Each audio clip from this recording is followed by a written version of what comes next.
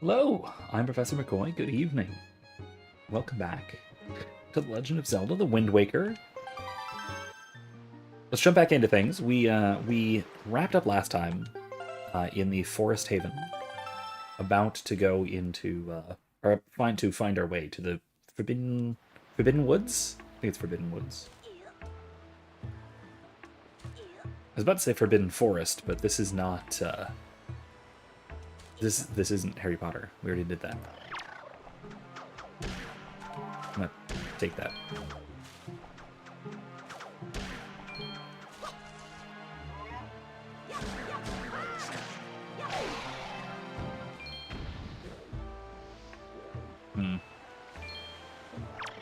I did not realize that I had to go all the way back.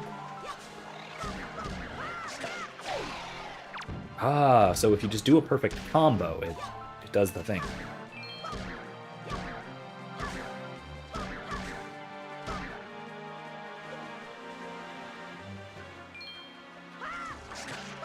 Or if you jump attack, that works too.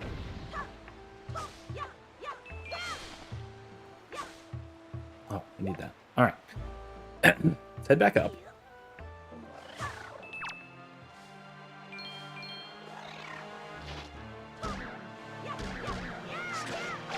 There we go. Oh, I didn't get its seed.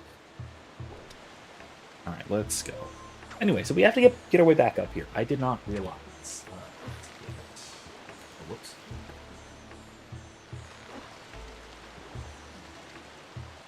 I did not realize that I was going to have to do this all the way over.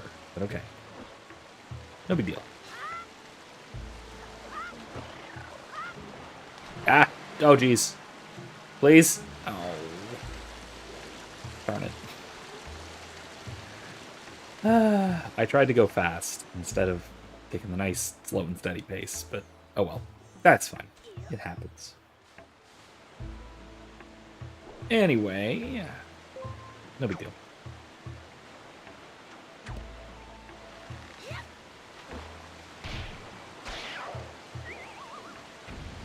Whoop.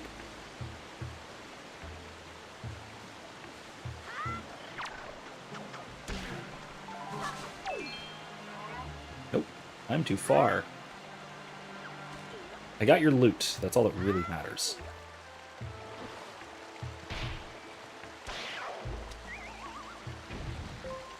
Love it. Anyway, alright. Let's get into this. Here we go. We're in. Now, I've got to go back up to Great Taku Tree. I've got to bounce all the way around. Up, up, up we go until I find the cool special magic leaf. There's a cool special magic leaf. It's coming up. That's the next magic item.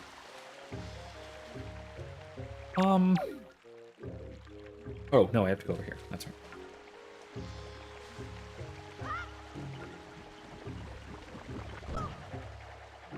Okay, I love this. This mechanic gets much, much cooler when you can float forward with the leaf once you get the leaf. Am I on? No, I have to go here. Hey, here we go. Oh, you're quite good at that, Mr. Knight. Just keep doing that until you get all the way to the top. If you shoot out facing the wrong direction, don't panic. If you don't tilt the thing, you can go back into the Bubba Bud. Bubba Bud. I love it. The Bubba Bud. I have to drop into one? Where is the darn thing? Oh. Right. There we go.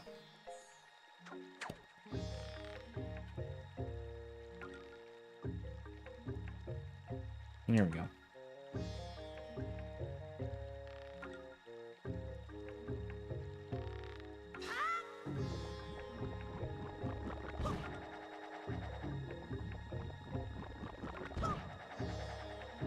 Oh, oh, that was close.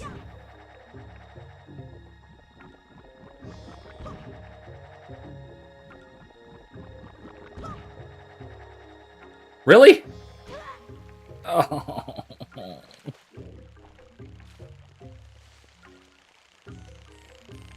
Okay. Well then. Let's try this again.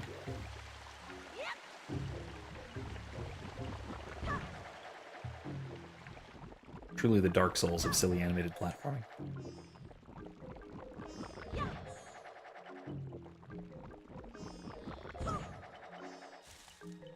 Okay.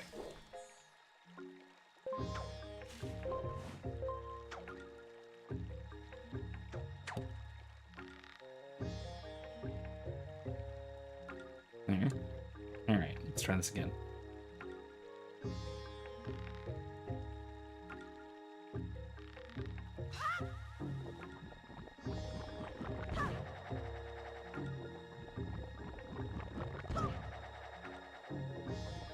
I don't know why this screen is so unbelievably square. It's so weird.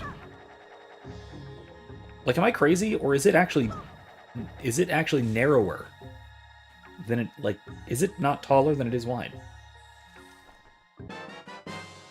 Cool, the cool leap! Plant your feet on the ground and use it to blow blasts of air at objects and enemies. You can also jump in the air and use your magic power to drift on the current of the wind. We don't have magic power yet, but now we do. Cool. It's so bizarre that this is the first magic ability that you get. But whatever. Swordsman, over here! Wow, well, way over there. Please, you must fly over there. To here, using your Deku Leaf. Okay, but what if I want to go over there? I think I can.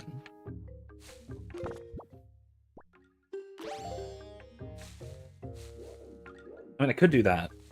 There's an arrow. I'm gonna try it.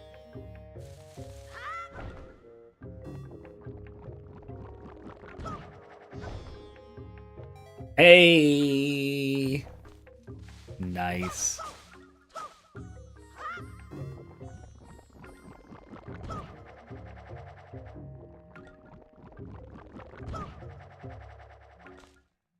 Okay. What's this? Genuinely uncertain as to where this leads, because this is obviously not the direction where I'm supposed to go. What? What's with that? That's magic.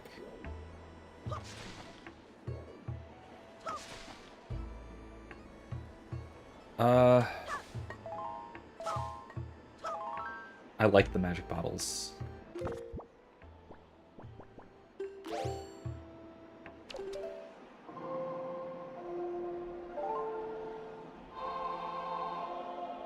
Is it me, or is that really similar to the Song of Time?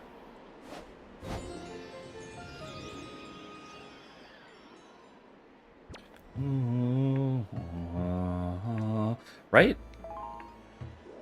Whatever. Wee! Wee! Oh man, I'm going quick.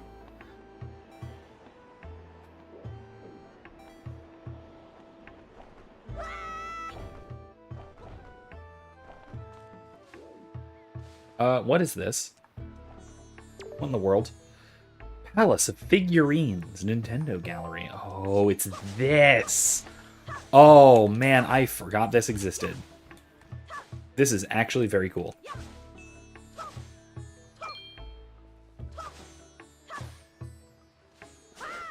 It's actually a rather cool little minigame.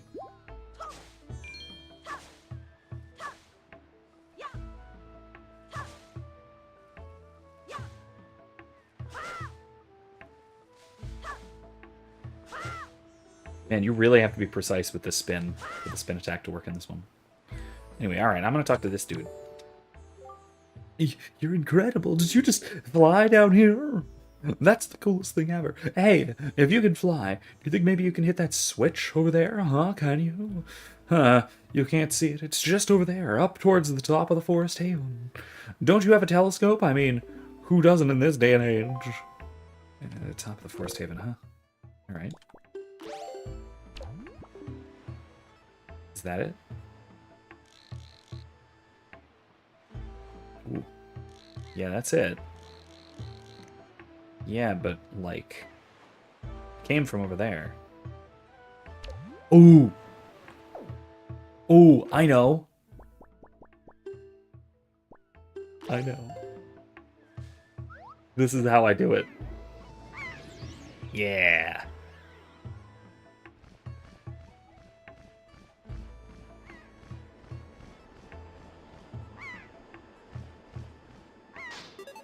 Hey, we did it. Oh, sweet. Very sweet.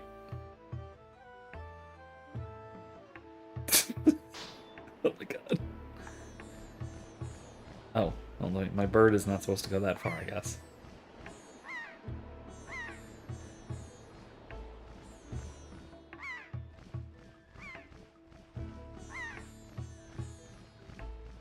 Magic bird.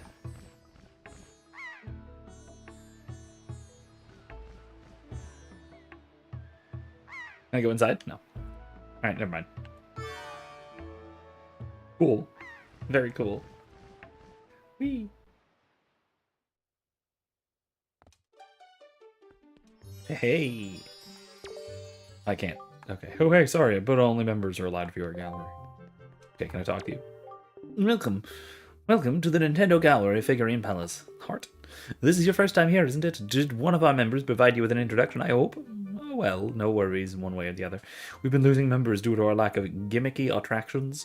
But we don't worry. True fans know we're the coolest. So anyway, do you know what it takes to become a member of our club? Hey, Base. My day was rough, to be honest. Our two youngest were having trouble sleeping last night, so Erica and I were on and off awake basically through the whole night. Monica didn't go to sleep until like 7, so this morning. So that was great. So tired all day. Hence my warning on the Facebook that I may or may not actually make it to midnight tonight. We'll see. But otherwise, I'm doing all right. I'm doing okay. Also, all things considered, I'm doing fine. The figurines we have on display here have been made using pictographs provided by our devoted members. If you bring me, the Master Sculptor, a pictograph that steals my breath away, then you'll become a member and you'll be able to view the collection in our galleries. Won't that be nice? Do you have such pictograph? I do not.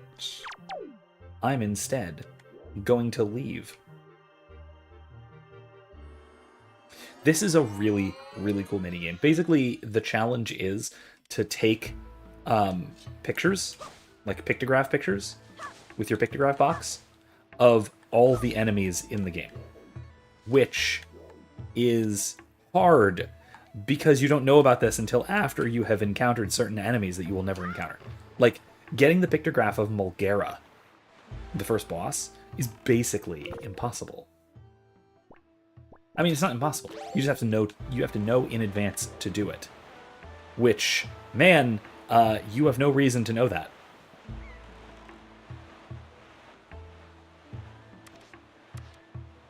You have no good reason to actually think to do that.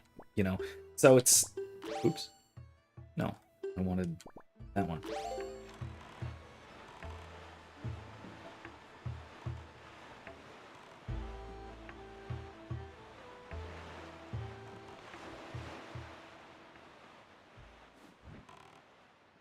Here.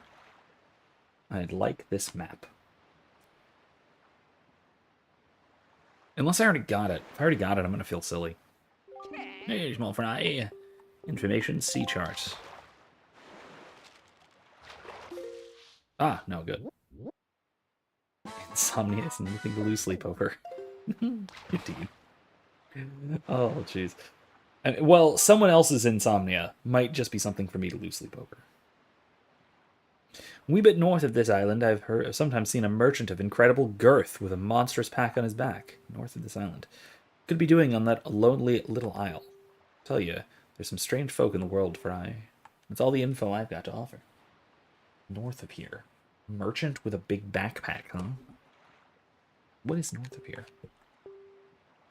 Huh. Let me see what's north of here. Bomb Island, huh?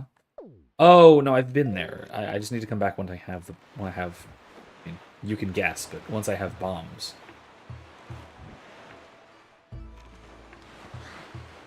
Okay.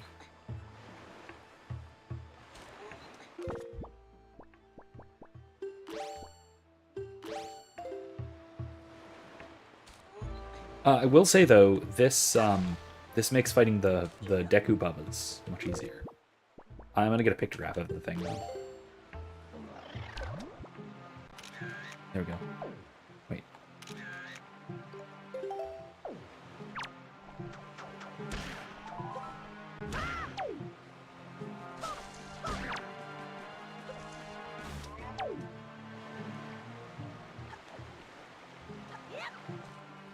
Oops.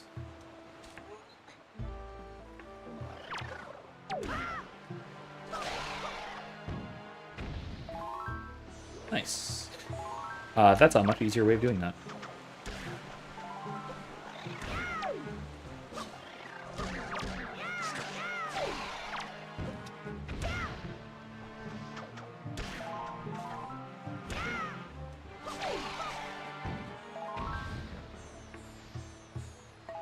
I don't need that much magic. Thank you, though. Dowie!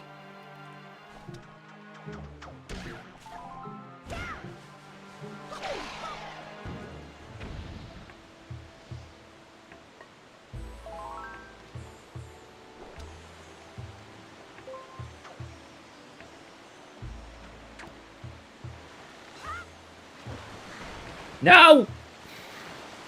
Darn it.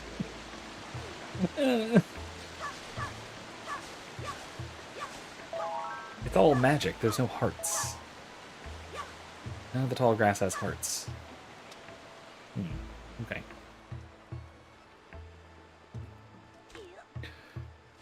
Oh well. Hey. Come on. Bring it. Octo loser.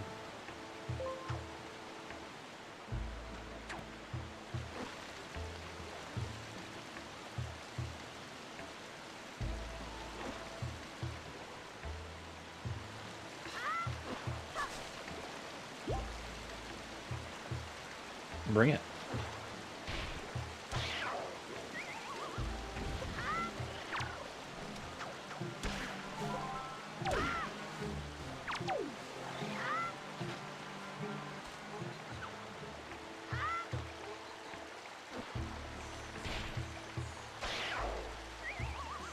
Okay.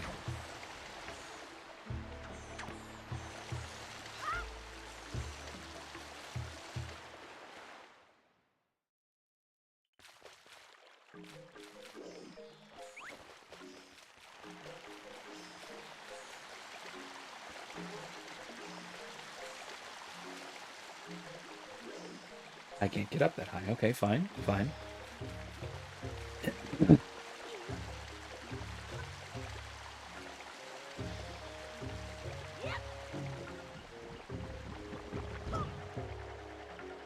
Really?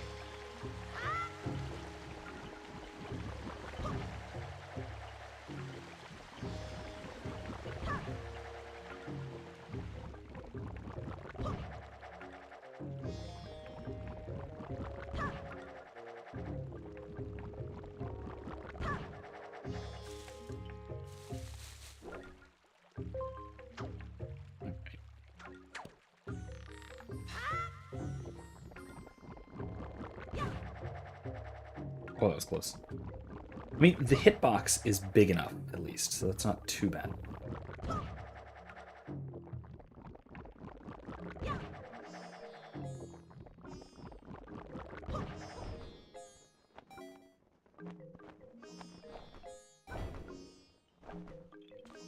Okay. Alright, refill. Hey there. Very good, Mr. Swordsman. You've already mastered using the Deku Leaf. But since you're so much heavier than we are, you can't fly very far, can you? How unfortunate. Well, anyway, this is the exit that leads to the Forbidden Woods, where our brother Makar is being held. Please take care of Makar. Your nose is above your face, and it's weird. Okay, your nose is...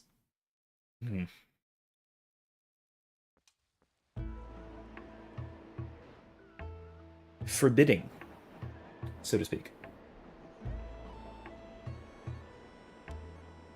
Oh man, there's a bunch of floating pea hats.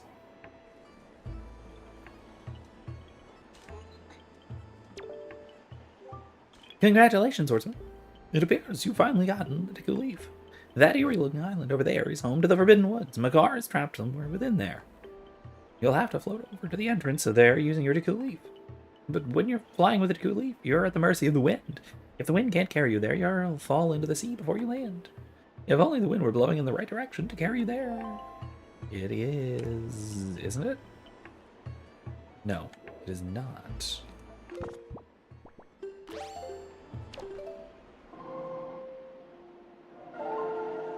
Loud soft. Or soft loud, whatever.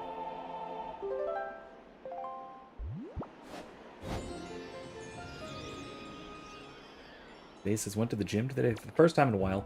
Gonna be feeling it tomorrow, I'm sure. Oh, for sure, of course. Wait. I may have made an error. Might have needed that. No, I don't need the whirlwind. Okay, I might have. Okay, cool. We're refilled. Man, there's a lot of magic right here. Nice job, Sword. It looks like you've already mastered using your Deku Leaf. You're a quick study. The first thing you should do is cut the grass around here to replenish your magic power. I did. The entrance to the Forbidden Woods is a much higher level than the entrance to our forest, even. In order to get up to such a high place, you'll need to catch the swirling updraft. Can you see the updraft, Swordsman? The updrafts around here move swiftly. You have timed your jump just right, so that the wind will fill your Deku Leaf and carry you to the updraft, giving you the lift you need. Jingle jangle. Once you're floating on high, just let the wind take you to the entrance to the woods. Alright, it's winding time. It's wind waking time.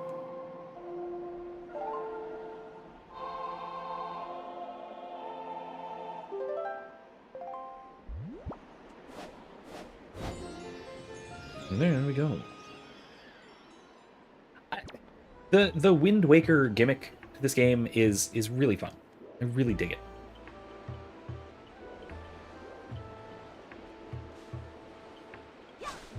I mean, it's handled well. It actually does. It makes a lot of the other mechanics of the game work in a. No. Heck.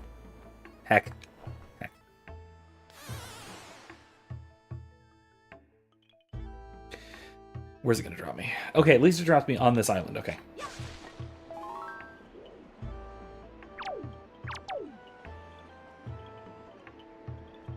Right, well, the whirlwind was a little further away from this island than I was judging. I goofed that a tiny bit. That's okay. That's okay. It's live and learn, you know, live and learn.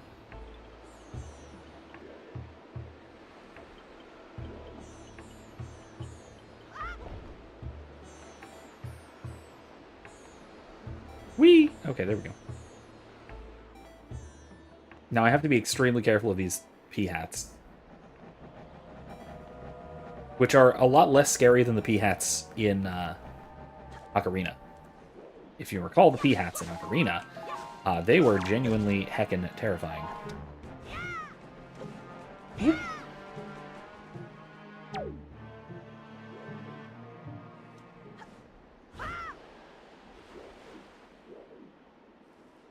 They were the gigantic things that, you know, with the spinning blades on the bottom, if you recall. Okay, I could have gotten a pictograph of the thing, but whatever. There will be more. There will be more. Okay. The Forbidden Woods. I forget. What do I get in here? Is it the boomerang? Give me your jellies.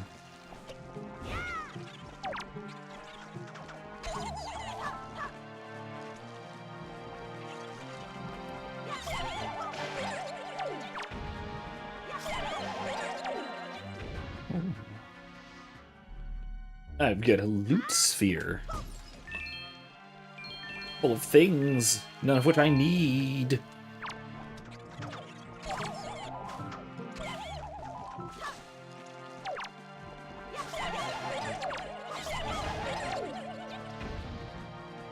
all rupees, basically.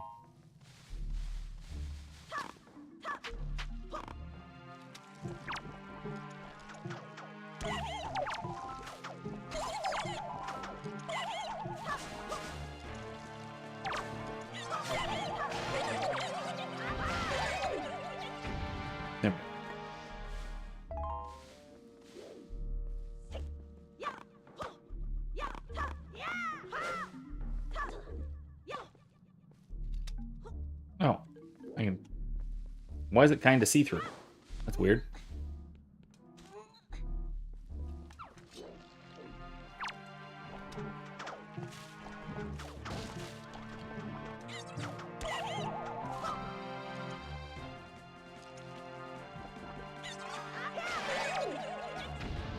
Whack.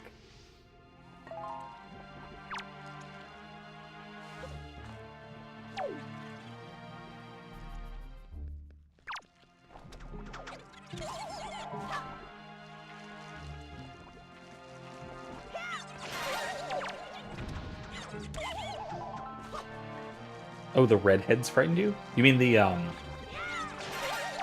Gerudo? I don't think that's the normal reaction from most.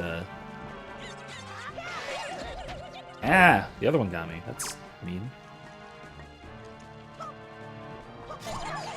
There we go. From most, let's say, the adolescent lads who tended to play Ocarina of Time for the first time. Just Re-Deads. That's really different. Okay, yeah, that actually makes a lot of sense. Yeah, I agree.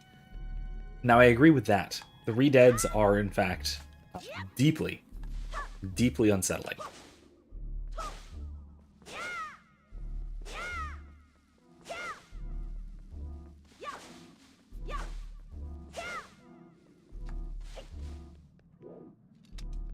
Maybe if I do that. Oh.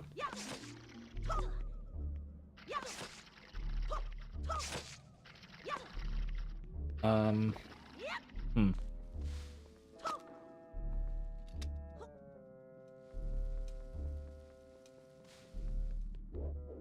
do I do this? Aha! I can be clever. That's how. All right.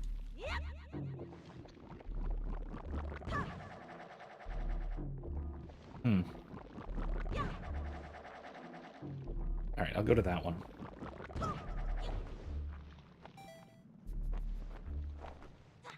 Oh, that was close.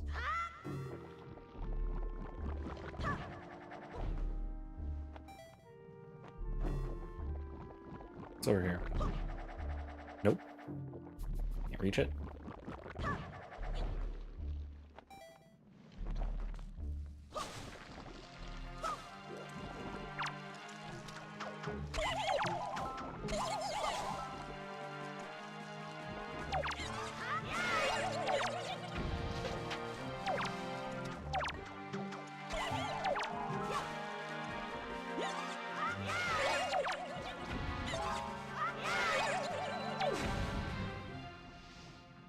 I kind of exploded the thing without intending to, but that's all right. That's all right. We lived. What happens if I toss this into the flower? I just missed. Okay, cool. It didn't do it. Missed again. All right, I'm just gonna do what I'm supposed to do with this bomb, and or with this bomb flower, and blow up this thing. Bat. Okay. What is down there?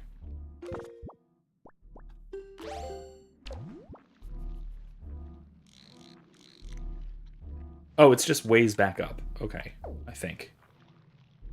I don't think there's anything interesting or special down there, so I'm just gonna move on.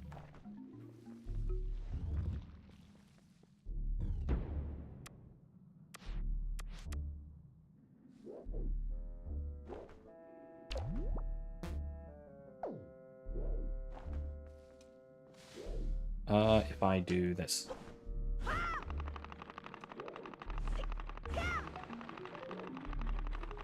Uh-huh.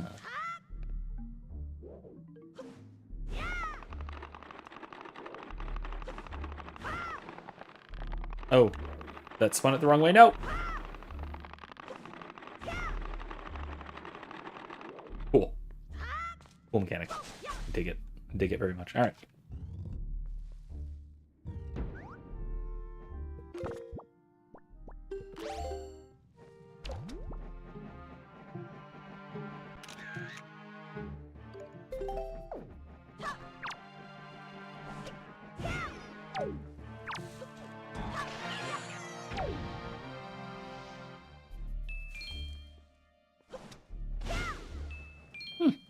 Neat.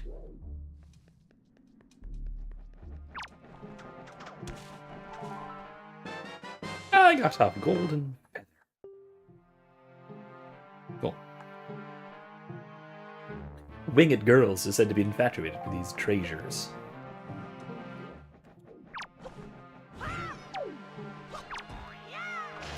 Crap.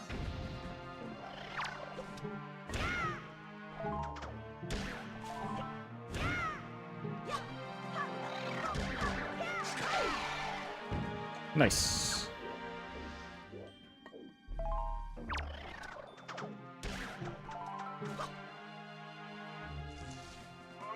Ah! My shield did not help me.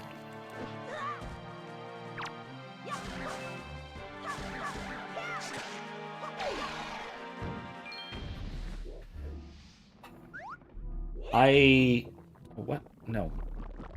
Not what I wanted to do. I did not realize that. I should have, because I have played this game, but forgot. Didn't need that. What am I doing?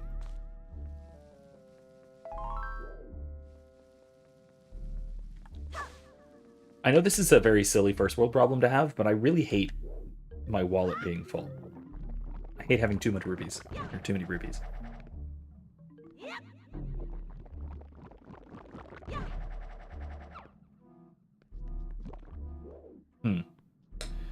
Alright, so I gotta go across once again.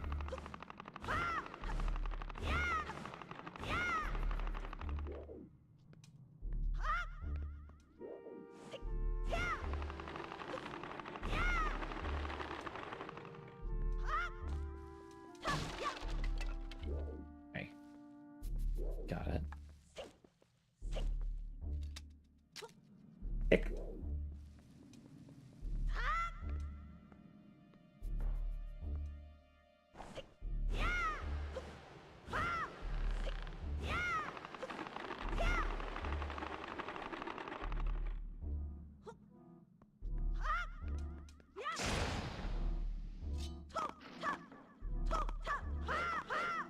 Ah! Wait, what was that? Did I just... There's something up there. Hold on.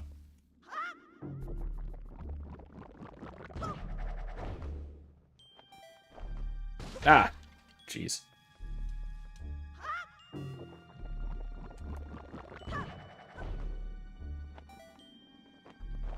Oh, hey, a chest. Wow, I almost missed a red rupee. Okay, never mind. Okay, whatever. And here I thought it would be something I need. I will also say that I'm very glad that the Bubba Buds restore your magic. That is an absolutely needed little bonus. Okay. There you go.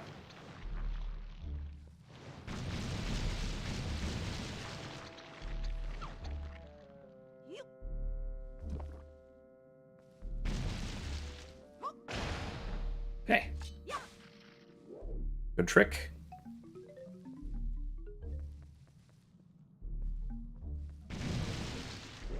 I hear the jingle jangle. Those are they're either Dekus or Kokiri or whatever they are, Koroks. That's it, Koroks. Or they are the little seed pod things that come and attach to you and do nasty things to you, make you slow and then bite you. Hitchhikers, basically.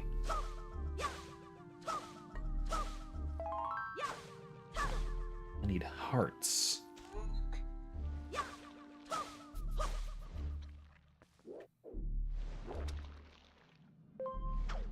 Okay. I've always enjoyed the Gerudo.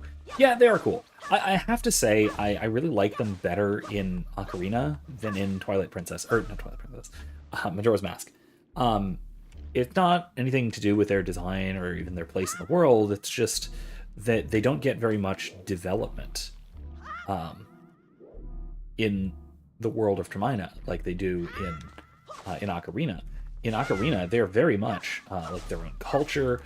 They have a lot of their own little quirks and uniqueness and stuff that makes them interesting, in ways that that just is not present in Majora's Mask, which is honestly one of the few things about Majora's Mask that I think I can't say it drops the ball so much as it's just not, it's not quite as good as I think it should be,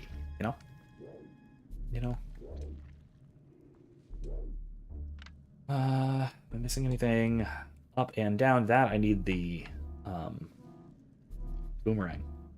Do that to drop that thing.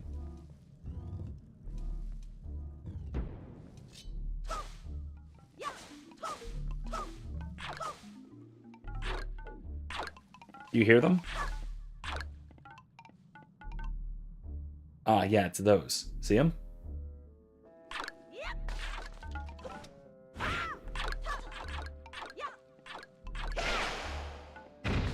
Problem solved. Oh, it's just rupees, okay. There's a reason hitchhiking is illegal. Is it because it's annoying and they make a little chompy noise?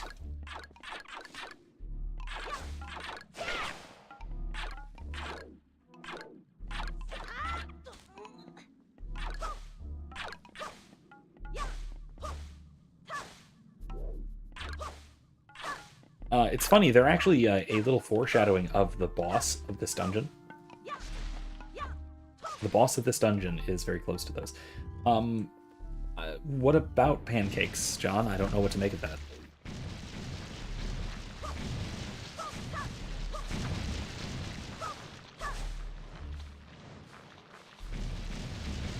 Pancakes are nice, yes.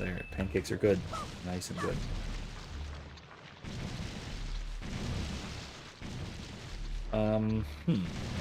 Ow. Oh yeah, pancakes are good. I agree. They're good. Welcome, John. Hi, how are you? I'm glad we can agree on pancakes. Though that said, I think most sane people agree that pancakes are good. That at least some form of pancakes are there. I have trouble believing there's anyone who. Oh, jeez. I have trouble believing there's anyone for whom there is no such thing as a good pancake. I'm sure there are some people who like, I can take them or leave them or whatever, but I don't know if there's anybody who just does not like pancakes of any sort. Oh, jeez. Depressed? Well, I don't know. Maybe a nice cozy Legend of Zelda game will help someone. Oh, I see. I need to. Oh, shoot.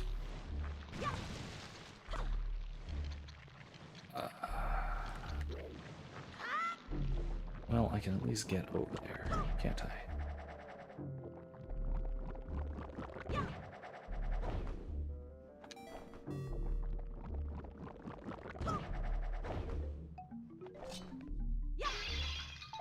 Hey, nice.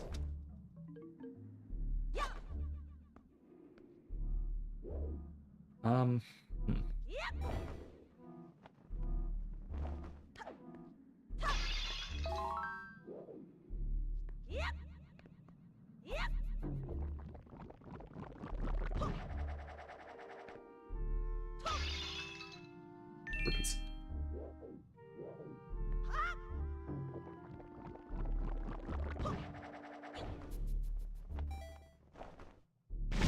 Whoa!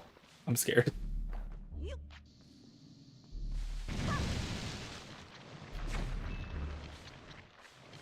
Wait. This didn't just blow up a root, did it?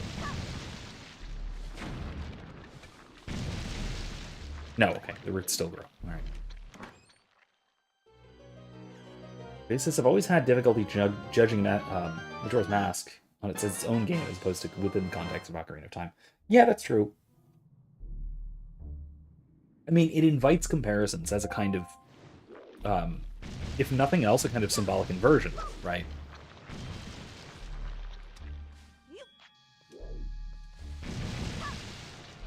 Ah!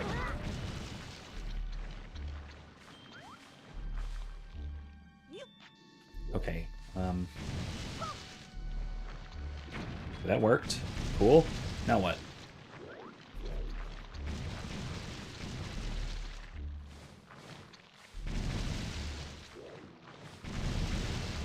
Okay, what I learned is I should have gone that way first.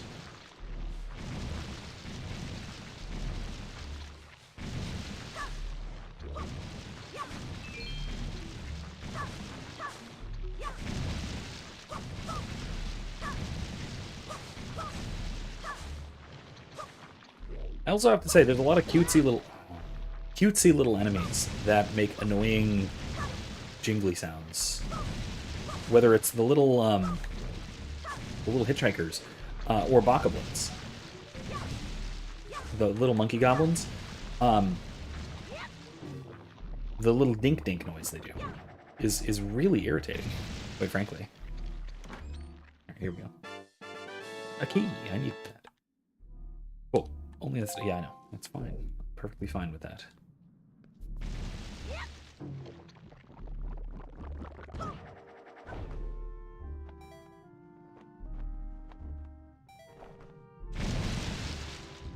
Okay.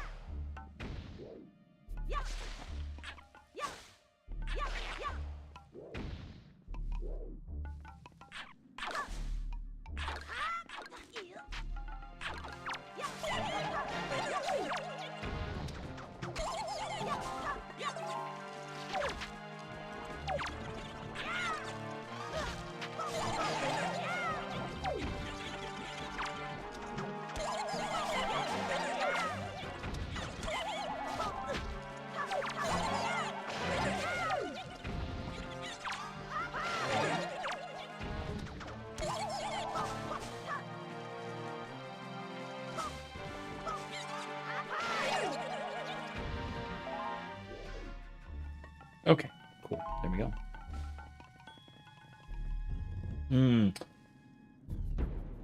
So...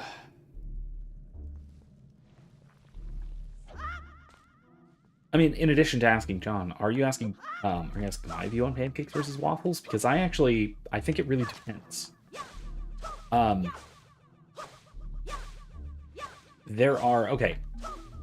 A really good pancake is better than a really good waffle, but most waffles tend to be good.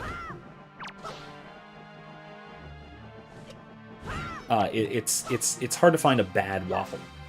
It's not hard to find a bad waffle, but it's not nearly as common to find to find a mediocre waffle. Like even let me put it this way. Let me change that a bit. Even a mediocre waffle is still pretty good. A mediocre pancake is not worth your time. You know, oh, jeez. This is the gross water, isn't it? I thought that hurt me. Maybe not. Maybe I'm misremembering this. Oh, well, whatever.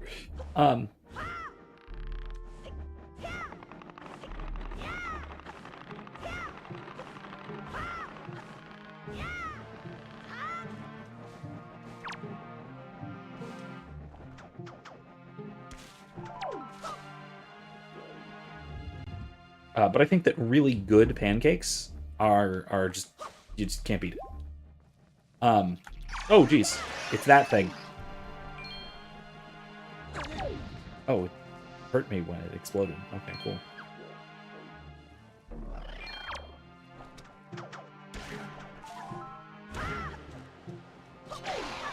Okay. Oh, I didn't want to do that yet.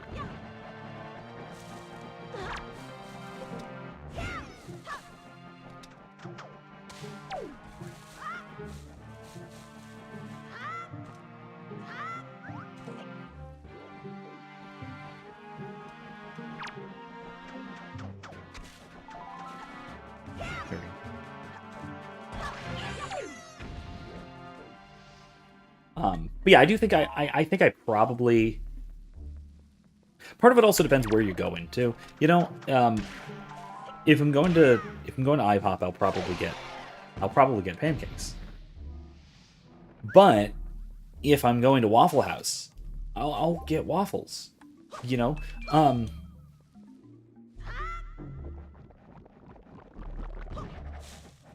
if I'm going to Denny's, it's a toss-up. You know, it just depends on what I'm feeling like.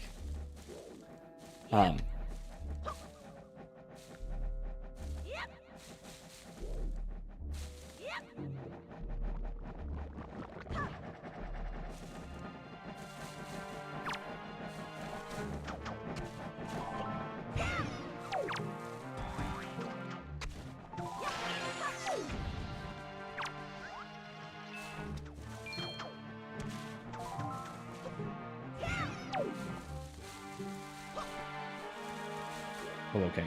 Never mind. It is Legon. Huh. Now, there's a chest over here?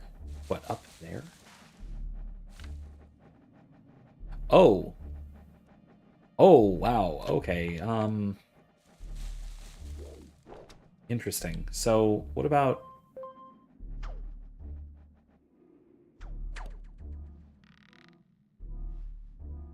Maybe I climb all the way up?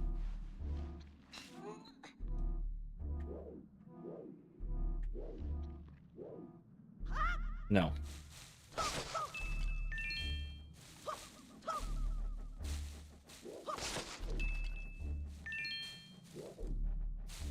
No, that's not it. Interesting. Although I will say, the best restaurant pancakes you could probably get anywhere, as far as I'm concerned, at least. The mini boss. The best restaurant pancakes are probably Cracker Barrel.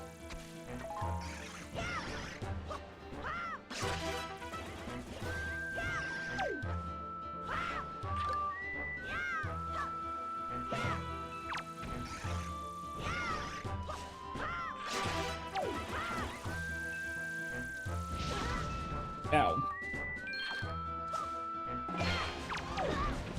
Oh, jeez.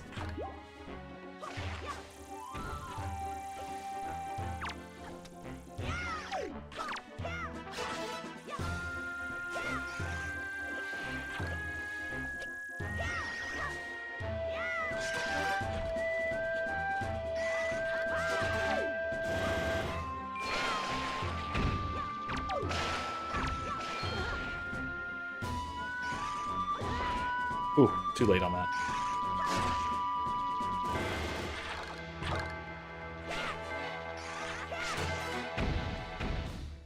Got him.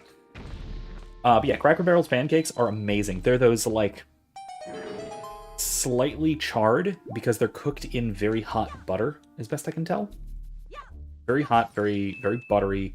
A nice bit of char on it, but not burnt. Oh, they're so good. So good.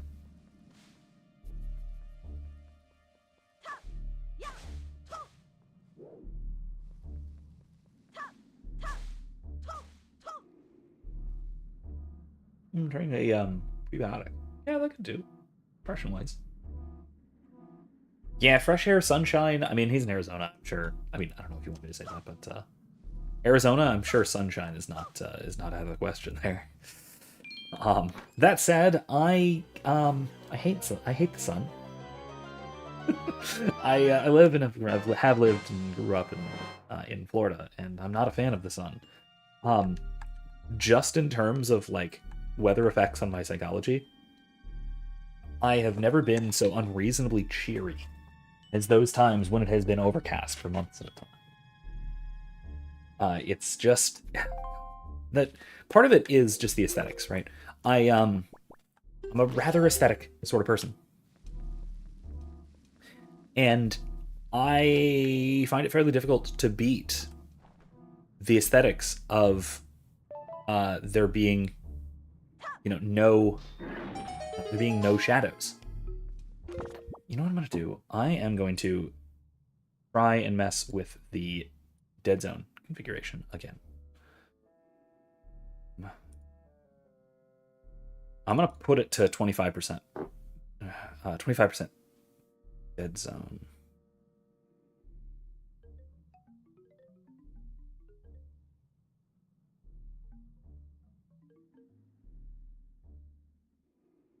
Okay. All right, let's try that. No.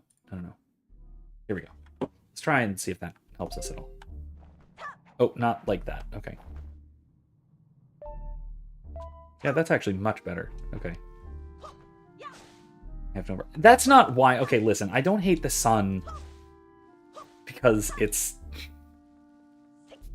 Shut up, okay? Alright, listen. Just because I have no rivals does not mean the sun ever could be. That bastard.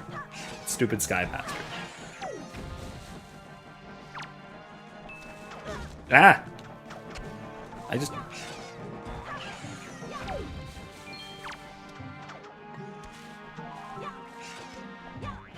Love the boomerang! It's so good!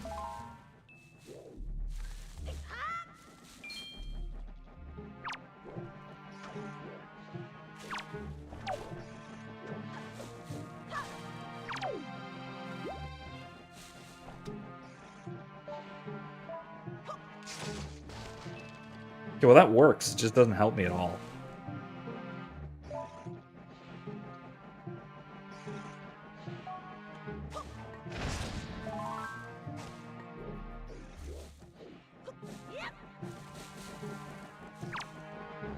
I don't love the moon. Not like that.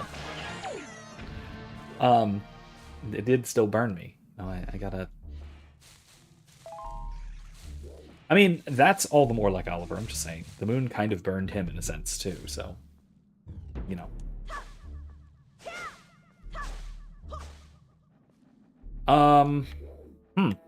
This is interesting.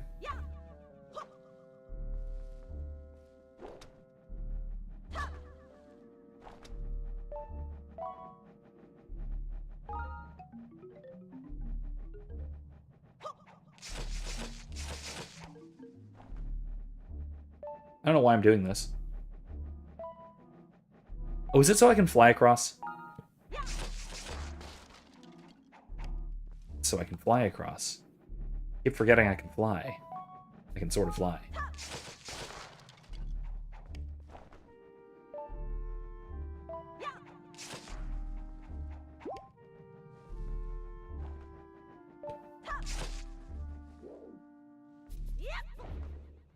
Hey, look at that.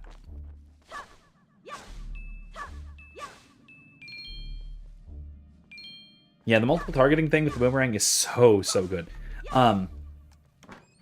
It was one of the really unique gimmicks of this game. The boomerang can zip around like that.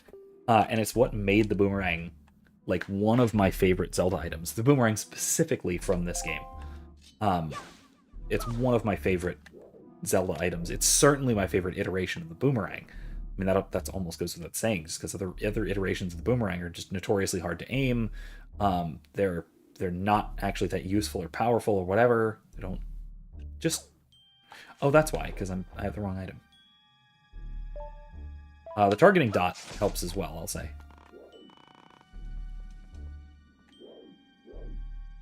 But you have the targeting dot with all the items. So. It's only so useful. I mean, it's only so unique. It is still very useful. It's only so unique.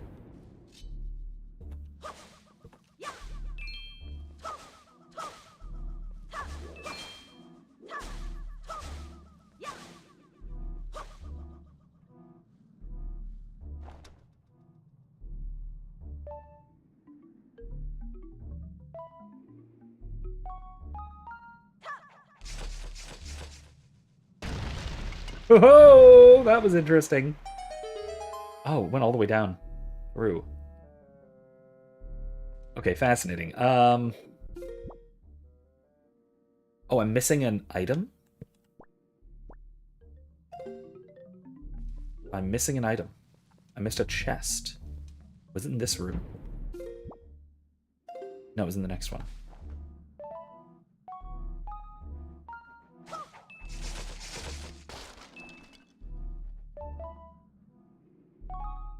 Good enough.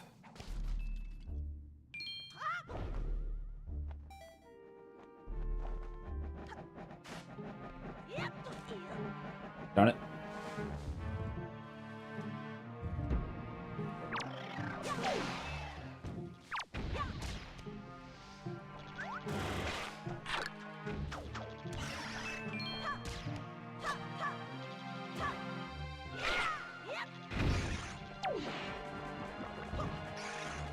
Oh, whatever.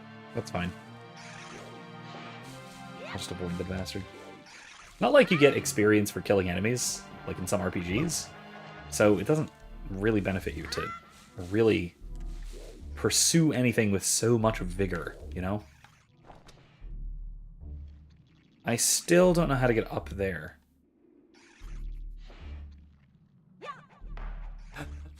I get it now. I get it now. Okay, I get it. Behold, perhaps. Perhaps behold. I don't know if this is actually going to work, but we're going to try it. The grappling hook works like a conventional grappling hook, not just like a swing swan kind of grappling hook. As you can see, look at that. Nice.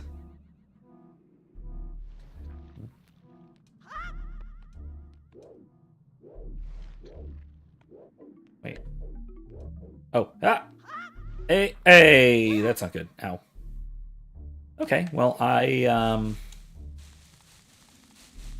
in theory, I know what I'm doing. So let's do it. Let's apply theory to practice, shall we?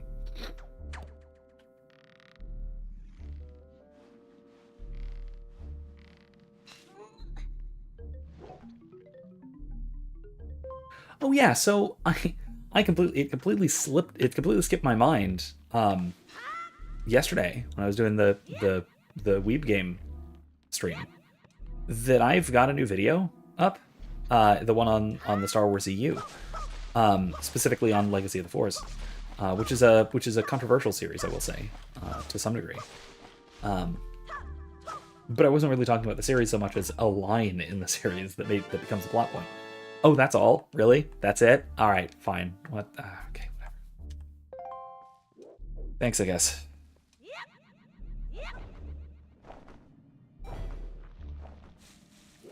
All right, so... All right, so I just need to go south on this level, right? Yeah. Excellent. All right. Anyway, as I was saying, it's a good series, but really my entire video is about one line, which is a bit of alleged Sith prophecy that says he will immortalize his love. Which the Sith propagandistic bullshit of this is that what this is supposed to mean is he will kill the one he loves, therefore immortalizing him, her, or it in memory.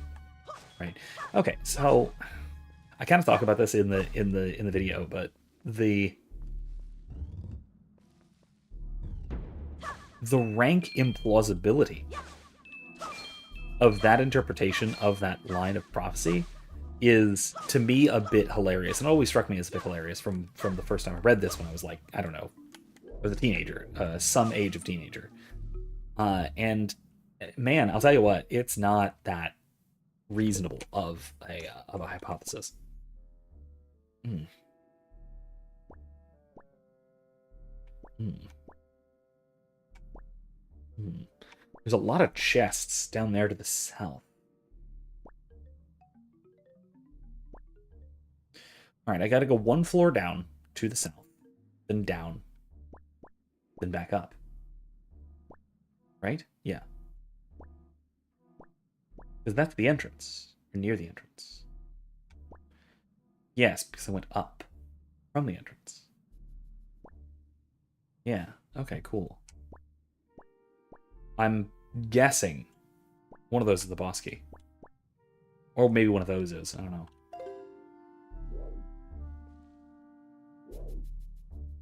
It's a south door, and it's one floor down. Yes, that's right there. Okay. There we go. It's gonna go straight across.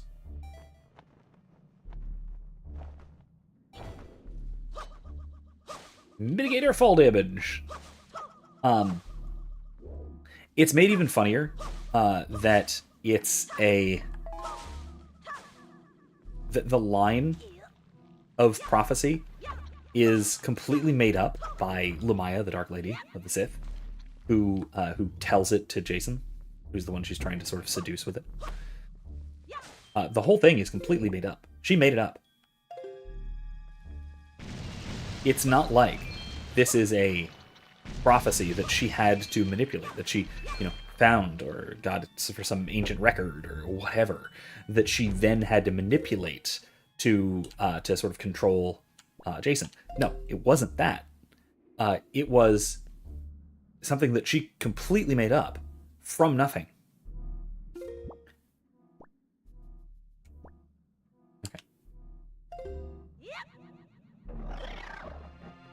And so she could have just made up something that makes more sense instead of something silly like that, But she didn't, right? She chose instead to make up something that was vaguely nonsensical, that was open to wild reinterpretation, and instead manipulate him further into interpreting this vague prophecy in the way that she wanted him to interpret it, which, is kind of a power move, and kind of, as I explained in the video, like there is an element of genius to that, right? It does make some semblance of sense that you would want to get Jason, who she wants to manipulate, you would want to get him to come up with this on his own, rather than, right, to, at least as far as he could tell, to come up with this interpretation on his own, rather than her just telling him, because he has reason to distrust her. She's evil, and had a significant fight with his uncle Luke at one point. So it does actually make sense in that way, that she would want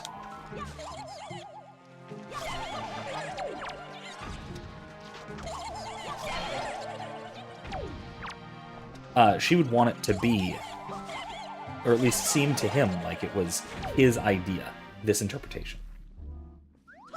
Right? So, you know what? There is something to it. There's something to that. All right, I need to go down? No. I need to go up in this room. But how?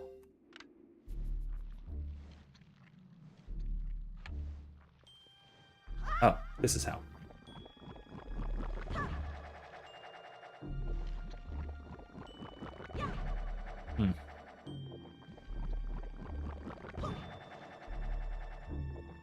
Is there one over there? Yeah.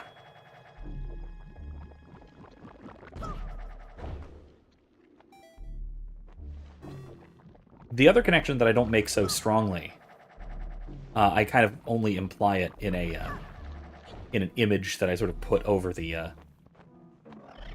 Oh God, I did not see. Oh, jeez. In an image that I sort of put over the video, because I didn't think to say it while I was recording. I don't know how I would have really integrated it into what I had to say, but regardless, that the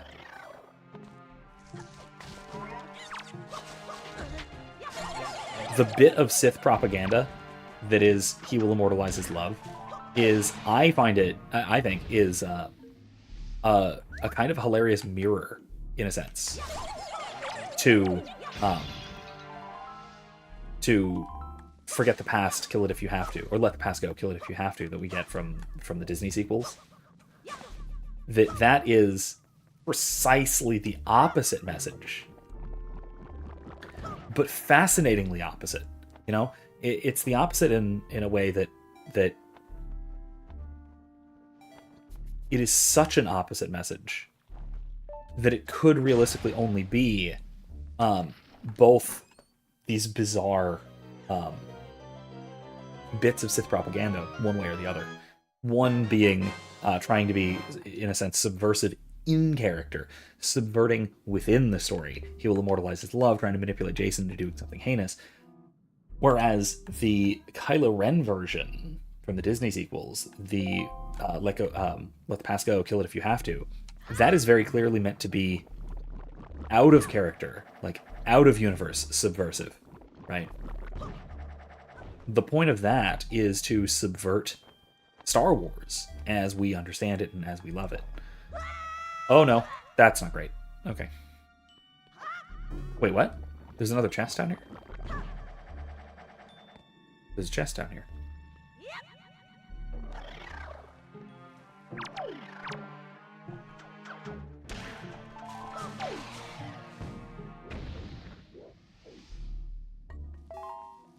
The way to kill these bastards is getting so much easier now that I have the boomerang. Honestly, the way to kill almost everything is so much easier now that I have the boomerang. I love the boomerang so much. Ooh, a fairy.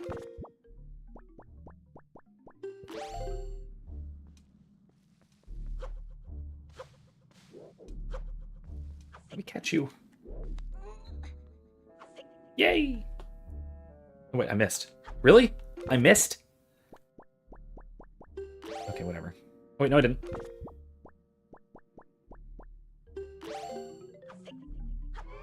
No! Okay, fine.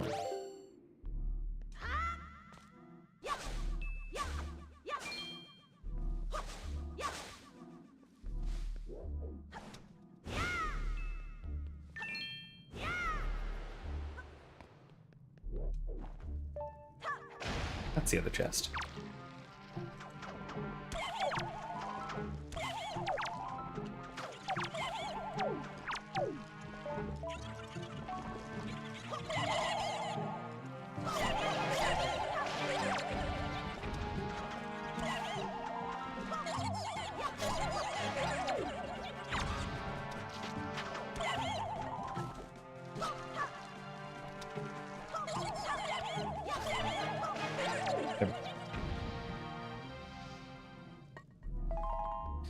And I think, honestly, that's a big difference between old Star Wars and new Star Wars, is old Star Wars, like proper Star Wars, and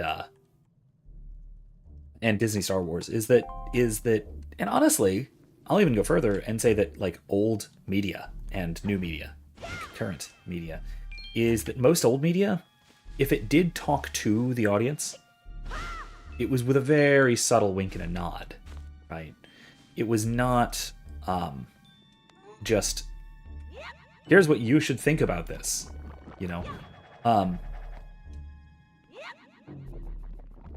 There were sort of ham-fisted examples of political allegory in old Star Wars. The most notable is probably the Diversity Alliance in Young Jedi Knights. But, regardless, it's not as, you know, self-referentially ham-fisted as anything from new Disney Star Wars. Darn. I goofed that.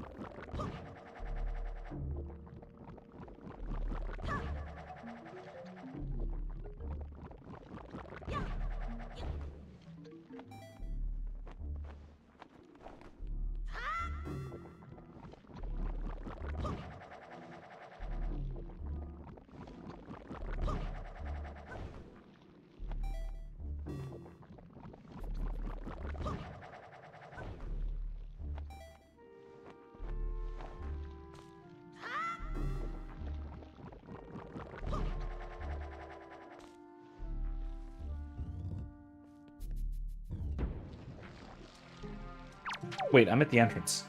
I shouldn't be. Shoot.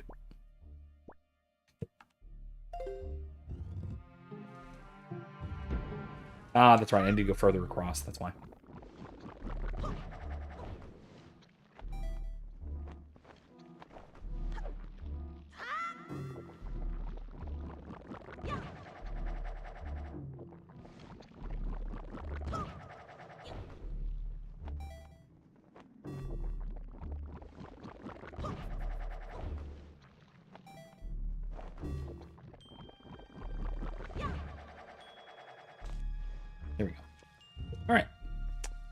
Back we go.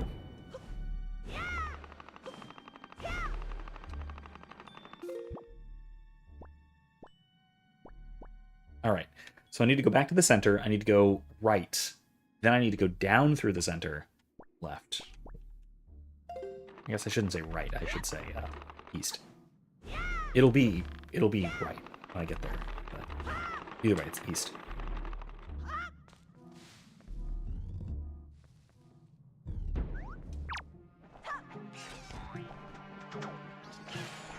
Oh, wow, that killed it. Okay. Didn't even intend for that to happen.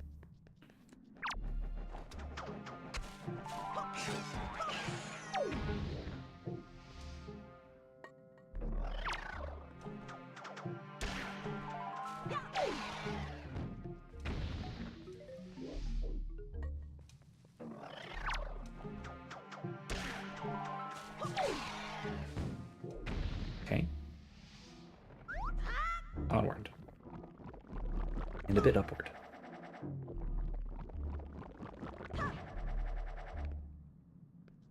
Okay, yeah, North Door. Yeah, here we go. He says Stacey Abrams as president of the new Star Trek is one of the most egregious things the show has done. Any show has done, sorry. Yeah, I don't think I can disagree. That's,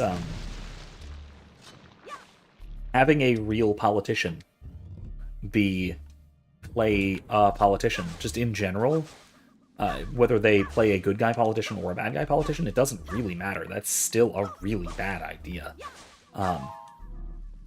If only because politicians are, rightly, really polarizing figures, right? There is no reasonable way to have a politician as a character in a show, like play a character in a show, unless that character is really just completely ambiguous. Like, not ambiguous. Not ambiguous. What would be the term? Not ambivalent either. I guess, yeah, morally ambiguous or something like that, right?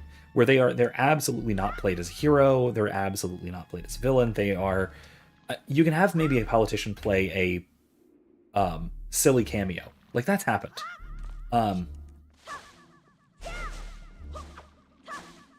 Like there was a couple of comedies that have had politicians just sort of randomly show up. Usually playing themselves, and usually it's played for laughs. Oh, I know what I got to do. I think I have to swing over there. Right? Maybe. No, maybe not. What in the world? Oh, no, that's wrong. Okay, no, I have to go down a level, and then I have to go right. Okay, I have to go...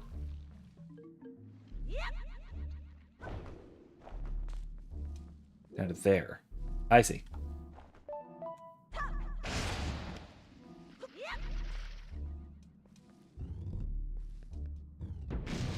Oh, great.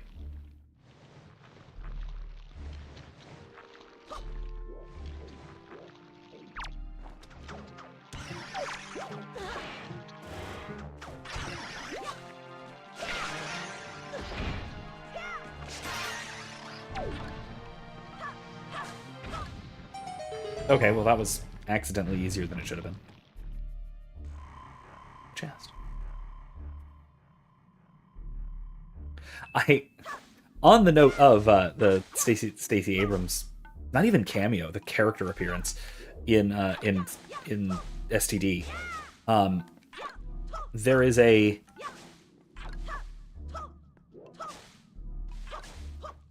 there's a fairly plausible analysis of some of the new, roughly speaking, 6th edition Dungeons & Dragons art that has the Paladin art, the Paladin character art from the New Player's Handbook. Her, by the way, her face is Hillary Clinton.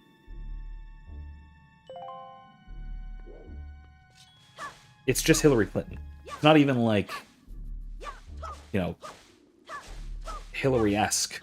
Or no, it's it's pretty much Hillary Clinton. Now, it's a little bit of a stretch to say that it's just straightforwardly Hillary Clinton, because it's not a perfect one-to-one likeness, but it is very clearly an artist rendering, based heavily on Hillary Clinton. I know I just contradicted myself.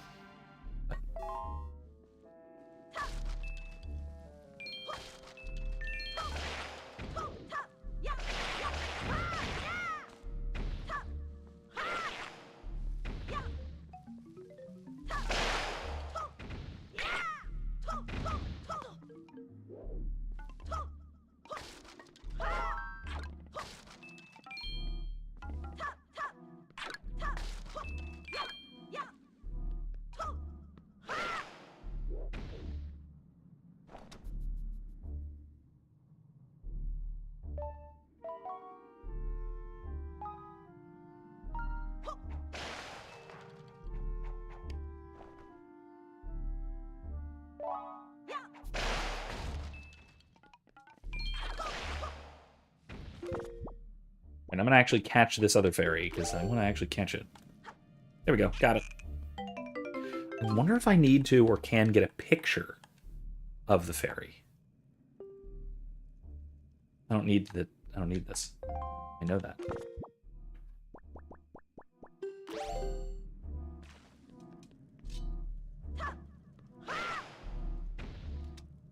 I mean, even getting an actual president to play themselves for an episode only works if it's strictly set in the present day.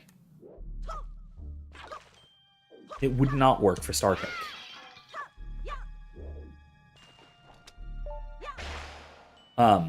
Because then it would just be a character cameo or an actor cameo, right? It would just be, we have, current president playing president from 3,000 years from now or whatever. I'm just like, that's not helpful. That's very obviously, I would even go so far as to say pandering. It's just trying to play to a particular audience that likes that president or that politician or whatever. Now, if you're setting a series in the real world in the present day, and there's a reason in the writing, in the story, somehow, for whatever reason, for the president to show up, then cool. If you can actually get the real president to show up for that. That is actually pretty cool.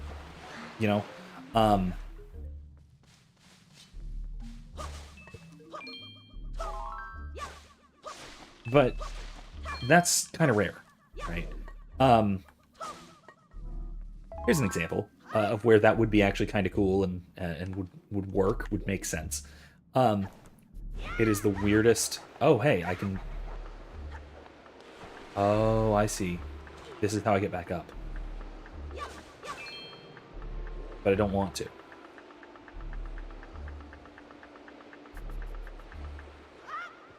I get it.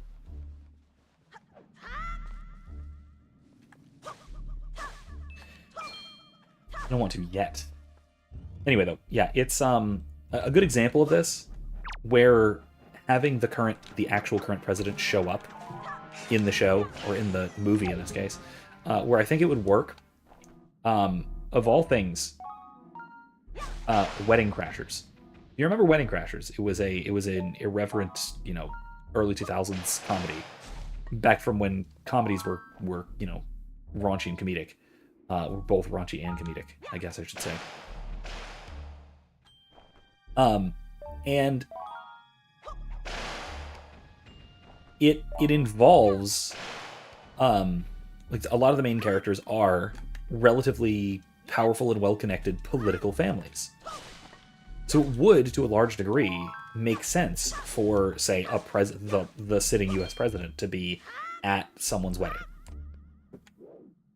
At, like, a senator's wedding. Because someone's family member is a senator, yada, yada, yada. Right?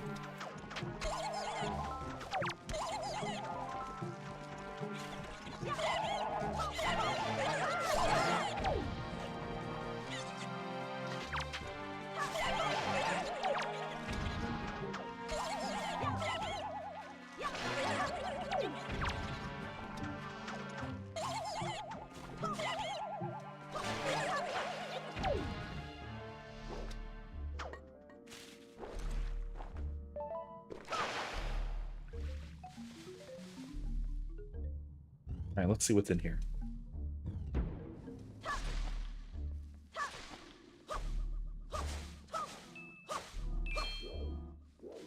right, so I don't want to break this yet. Because I want to get that. There we go. Yellow rupee. Nice.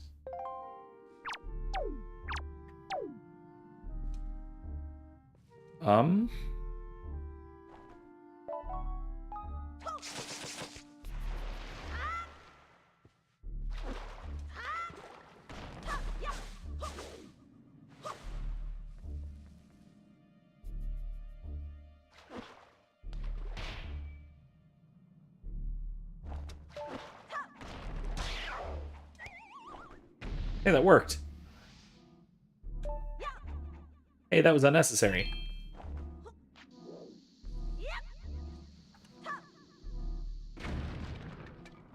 Alright, cool.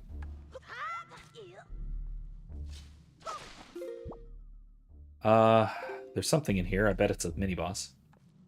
Or some equivalent to it. But yeah, anyway, like I said, in a movie like that, where you know, it involves politics, or I should say it doesn't involve politics, it involves politicians. Yeah. Having the actual real-world president show up would be actually kind of cool. But most shows, most movies, most series, whatever, are not doing that. And if they have a politician cameo, it's because they're playing a character that is not themselves, or they're just there to say, yes, president who my audience will like deigned to be in this film. You know, it's something like that, you know? And I honestly find that tiring. And that's exactly, by the way, that is very precisely what STD was doing. That's absolutely what STD was doing. Whoops. Wrong button.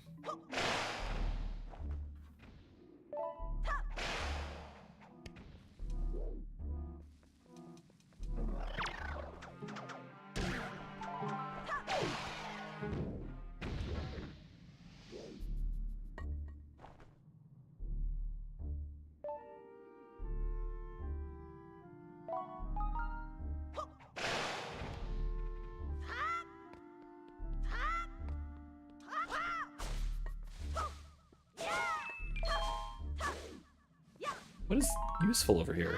Nothing, I guess. Okay.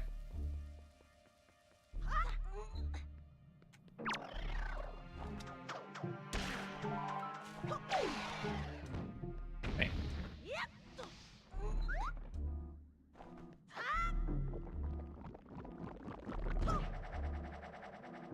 Interesting, okay.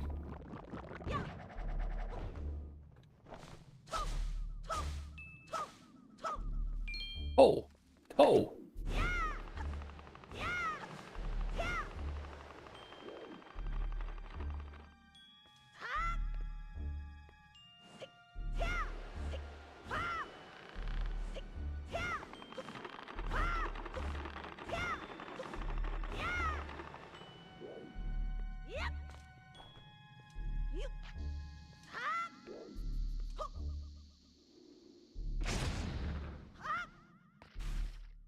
Whee! What this?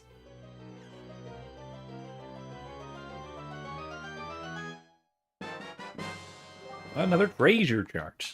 Nice. That seemed like a lot for that. But cool, it's treasure. I'm not going to say no to treasure. And you will never get me to stop saying it. Like Fred. Fred, what's his name from Scooby-Doo?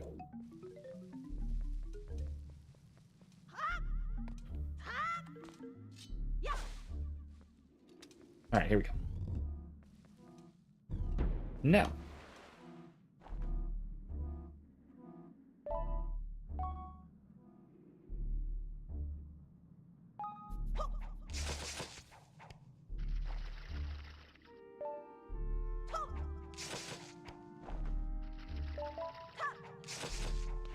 There we go.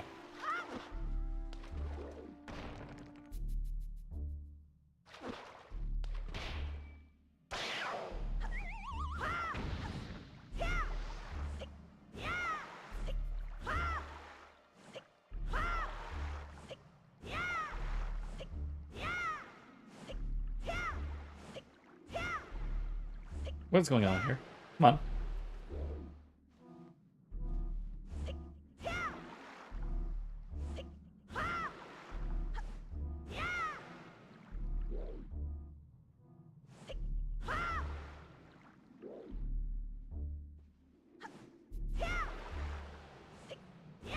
Okay, here we go.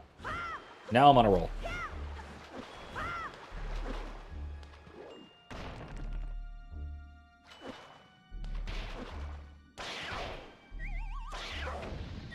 This feels way cheaper than in Ocarina, or I guess in both of the previous games, where to knock a shot back at an Octorok, you actually had to be aiming your shield at it.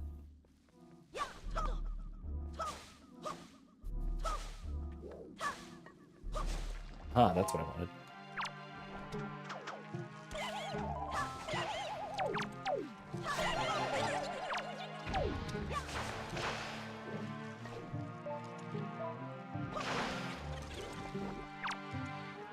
Yeah.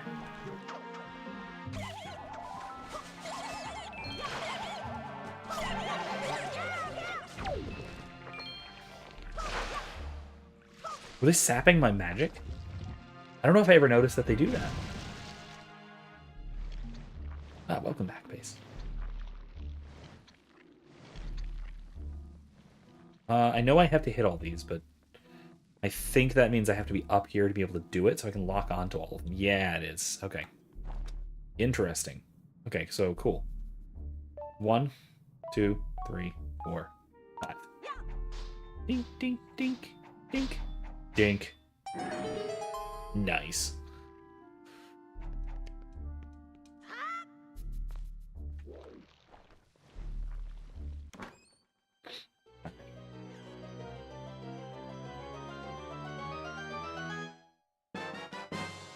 The boss key. Or sorry, the big key. It's not called the boss key. Okay. Oh, hi. You're... Okay, great. Really? Ow!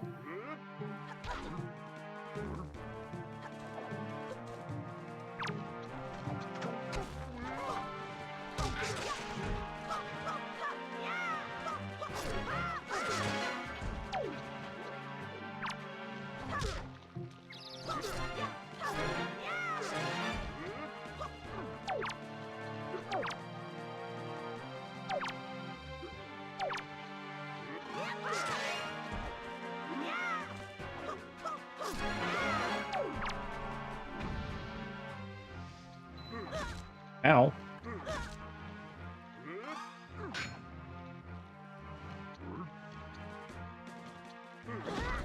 Ah, jeez.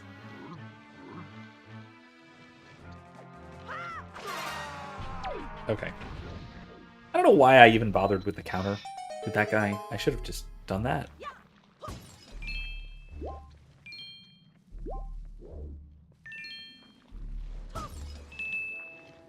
It's all rupees. Okay.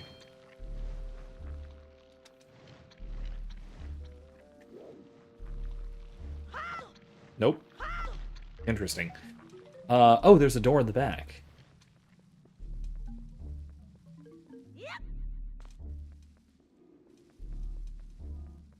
Where's the door in the back?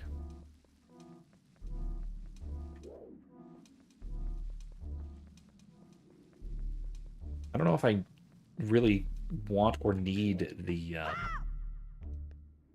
glaive, I guess you call it. Guandao, if you're a little bit Chinese. Which they are Asian inspired, so I guess so.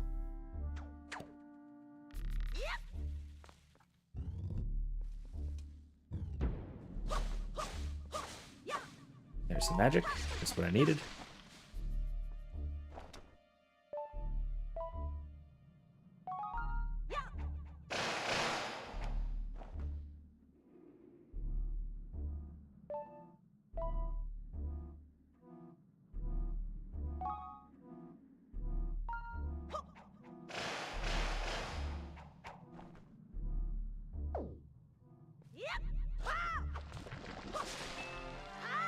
I'm not going to bother. I'm out of here.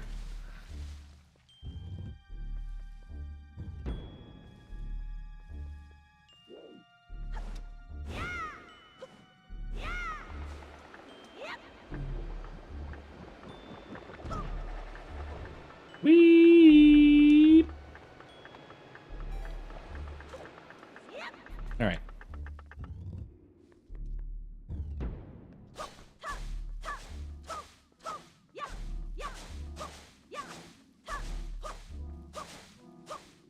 Now that I'm in the sort of south portion of the sea, when I'm done here, I should go back to Outset Island to go check on things back home, you know? I haven't done that. Well, I did at some point, but it's been a little while.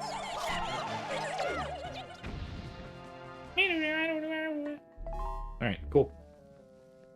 We're full up. Alright, let's do this. I'm gonna save. I don't actually remember how death mechanics work in this game, if it reverts to last save, or if it just puts you at the beginning of the dungeon. But whatever. Just in case. I don't trust it. It's still an older game, so this is 22 years old, I think. So, the fact that it would be perfectly reasonable for it to revert me to last save if I died. So, I don't think so, though. That isn't typical of games that old. So, who knows? Launch.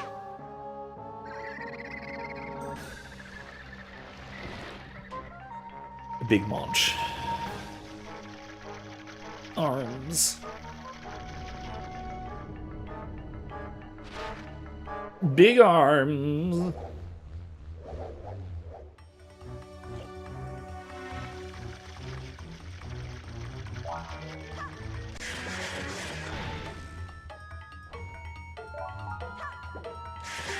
Yeah, jeez.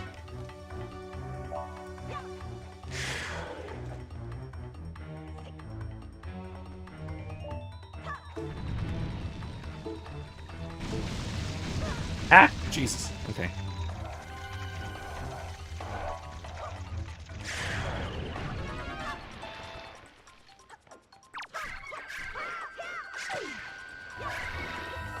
Oh, it got me. I gotta get out of there earlier. Realistically, I get one sequence against it. That's how it works. Ah, jeez.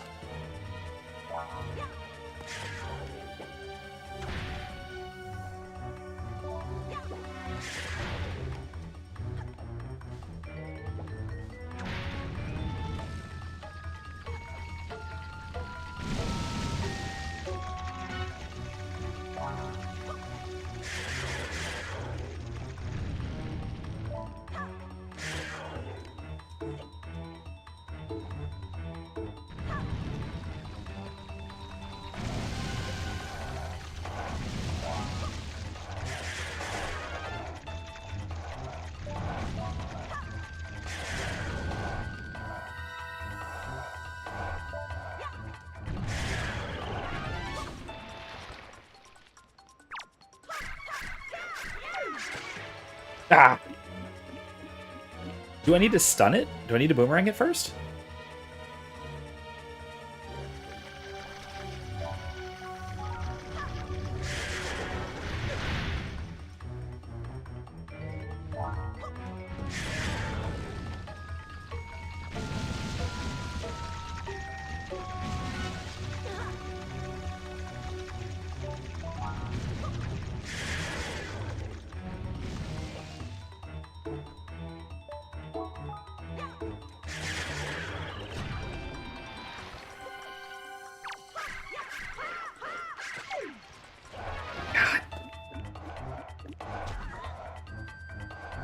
Well, at least I have fairies, right?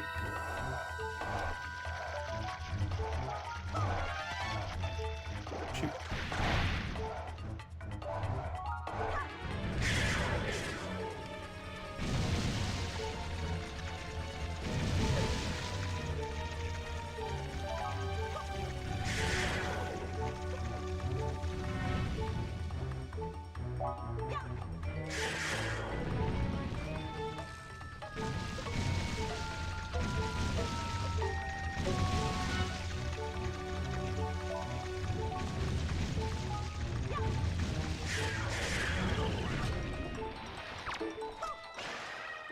Oh, it does damage it. Okay, cool, cool. I could have just done that. Or it just needed one hit left.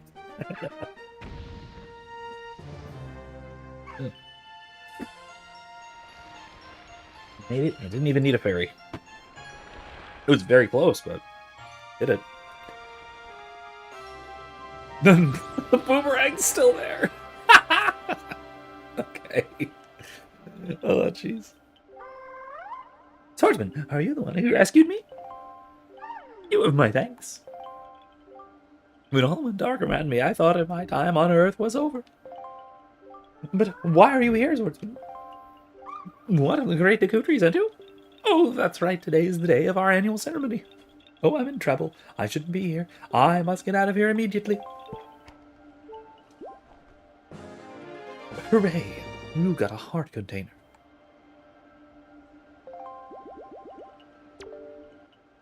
Let's go, quickly. Yeah, let's go, I guess. Let's get on here.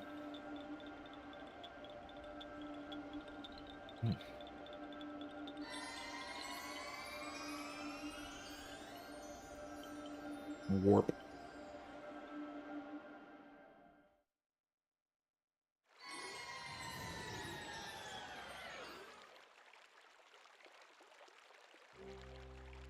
You're carrying him on your head. Oh, Makar, you have returned safely. I'm sorry, great Decutri. I know you warned us many times, but still I did not listen. Do not worry, Makar. You are safe now. Just be more careful from now on.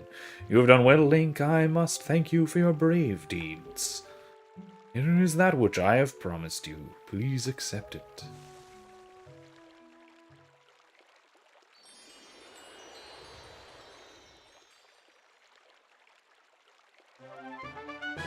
There it is. Aurora's pearl, the earth spirit, Decutri, has seen fit to give you this jewel, treasure of the goddess Aurora.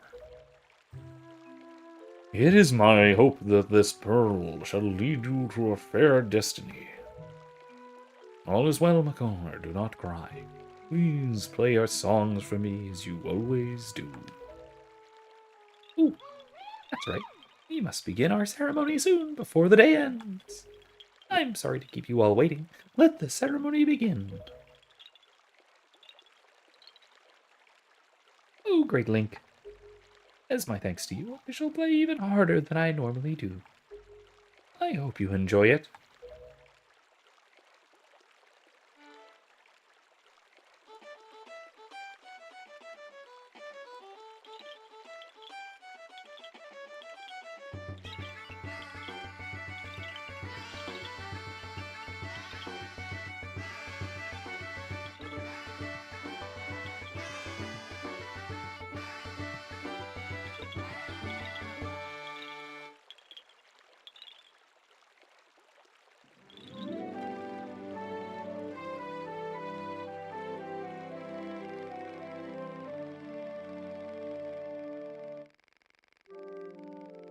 Great Decutri, this year you have once again produced some splendid seeds.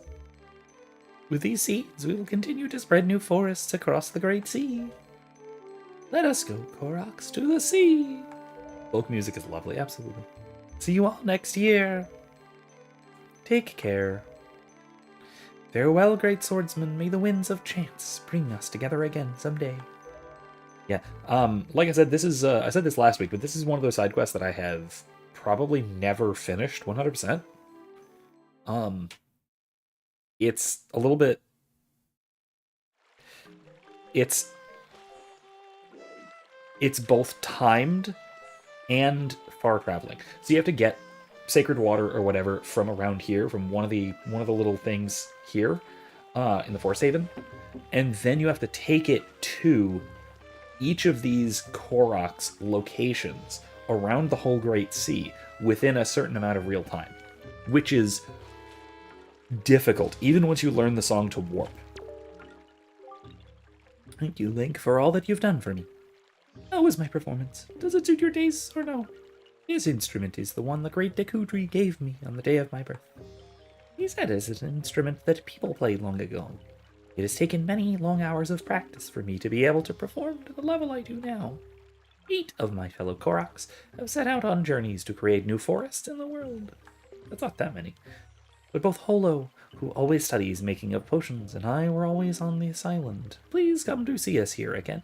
We'll be waiting for you. I'm gonna go see Holo. Oh, that's forest chart. What's this? Can I read it? Holo's forest potion shop.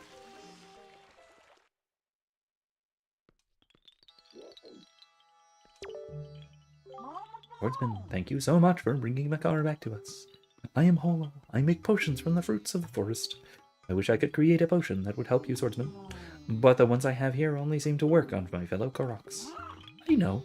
If you can somehow gain magic power, Swordsman, then you will surely need a potion that can replenish it. Then, if I can get the right ingredients, I might be able to make a potion for you. Oh, but I haven't seen the ingredients that help recover magic power here in the forest. If I had seeds from the flower monsters in the Forbidden Woods, then maybe I could make a potion for you.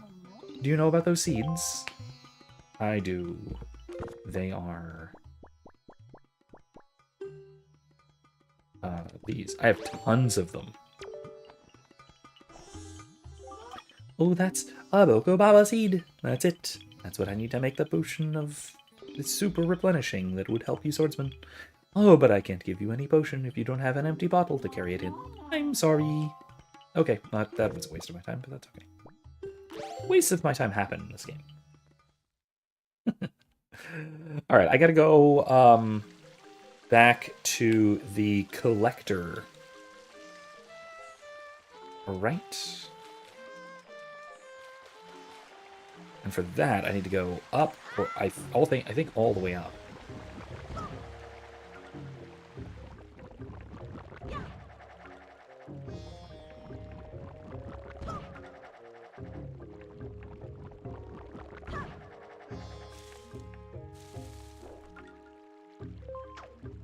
Oops.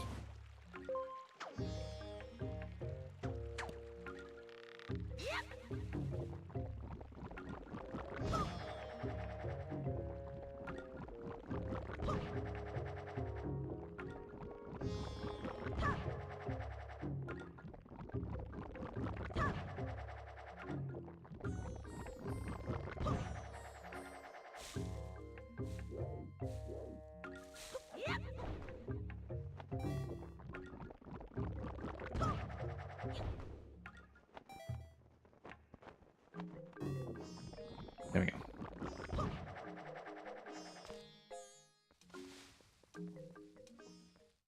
Okay, back over to the island doodad. Over yonder. Which yonder? That yonder. That is, the wind's blowing the right way, I think. Yeah, the wind's blowing the right way, so good. Oh, I'm gonna have to steer into it a little.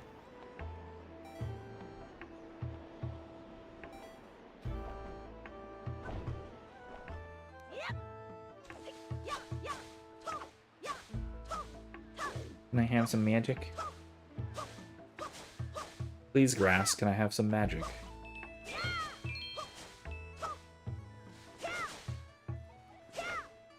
No? Maybe not. Alright.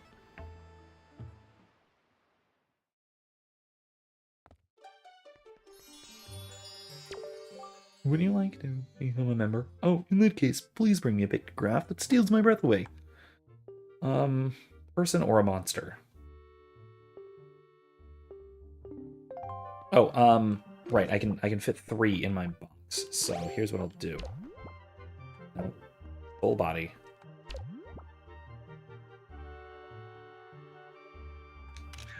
That guy.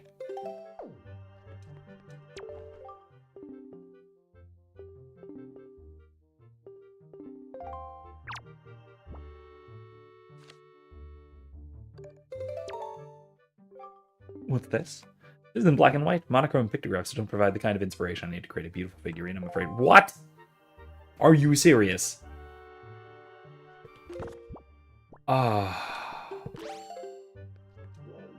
Okay.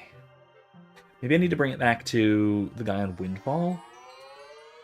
I have 3 nice pictographs, though, now, so that's good, I guess.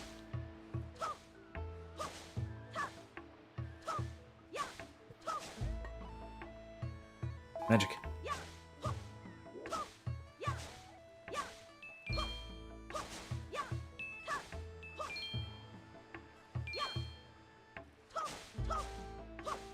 I love how changing the direction of the wind is not technically magic, insofar as it does not use magic.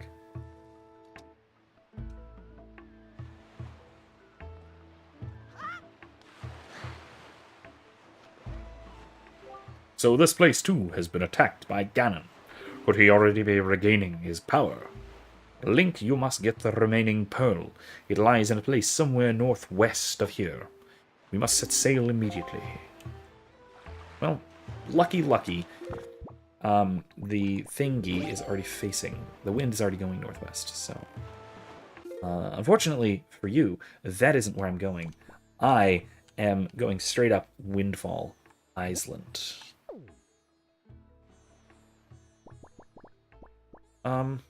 No, I'm going to do what I promised to do, what I was just saying I'll do. I'm going to go back to Outset Island right now.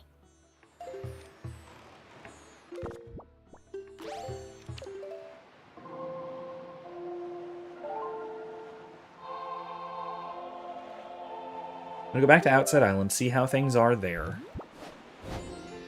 Explore as best I can on the way. Buy...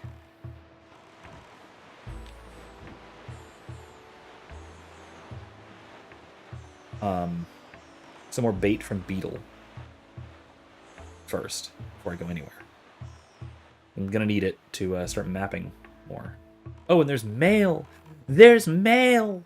I see it jumping at me.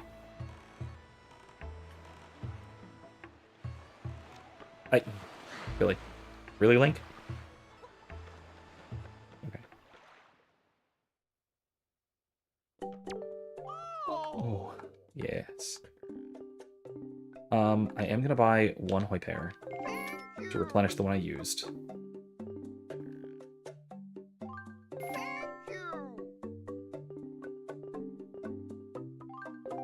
I don't need any more. Okay, I'm full up.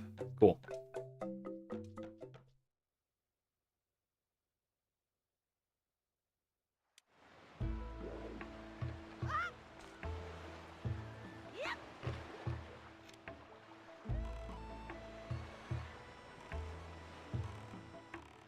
Right, mail. That's it. Right, mail. What's all this done? Good morning. Letters for Link. 1 letter. Here is your letter.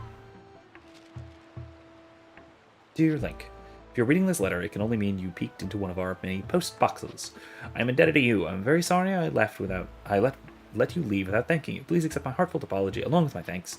We cannot do much to help you. We can at least do this. If you get any letters or parcels for you, we will deliver them to a post box near you. If you see any wiggling post boxes, please look inside them. Long way before journey's done. Gift. Small token. Kamali's father. Ooh, piece of heart. Nice.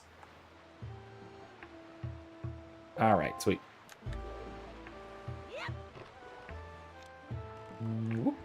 Let's go.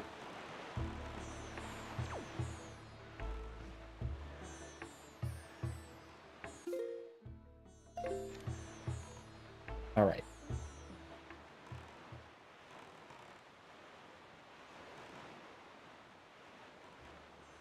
Eventually, I'm also just going to have to go through and island by island, get all of the charts, like fill in my sea chart. But we'll wait on that, I guess. We'll do that gradually and eventually. We'll fill in as much of the sea chart as we can, sort of organically. Just exploring as we go.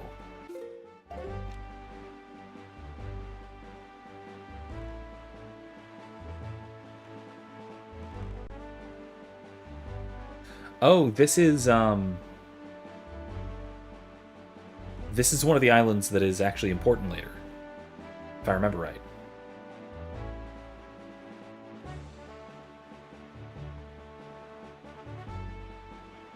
Yeah. I think I need one of the magic arrows to get through here. I think it's the cold one, so I think I need I need the fire arrows to stop the... Because look, it's like a dragon mouth or whatever. Just belching out cold. And if you get too close to it, you start taking cold damage and freezing over, I think. Something like that.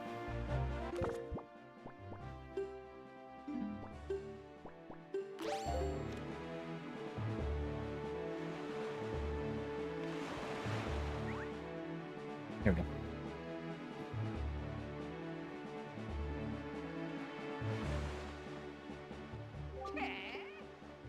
Yeah, let's see. Anyway, like I was also saying, I hadn't mentioned really my new ice ring idol. There we go. My new video. I hadn't talked about it too much yesterday, but I'm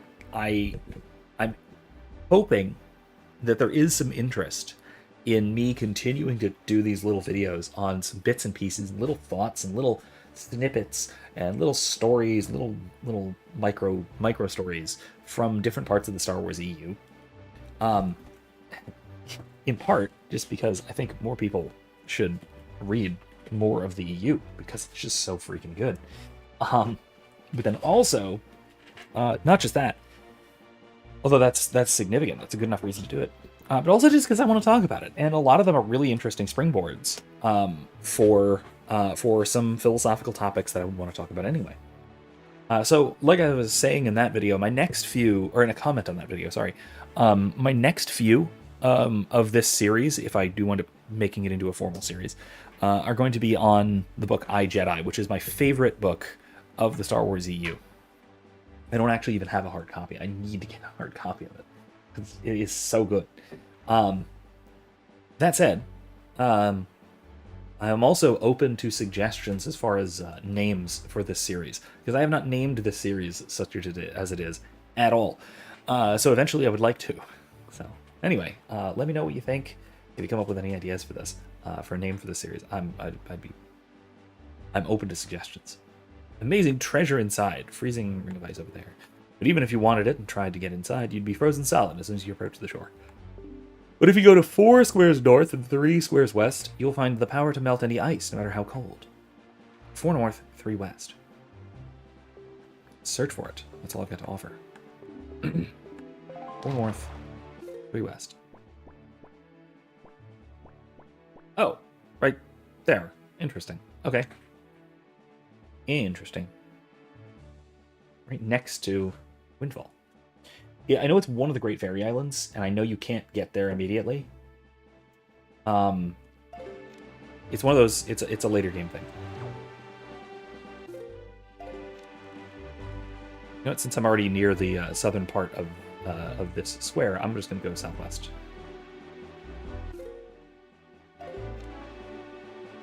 To one of these. This is one of the triangle or one of the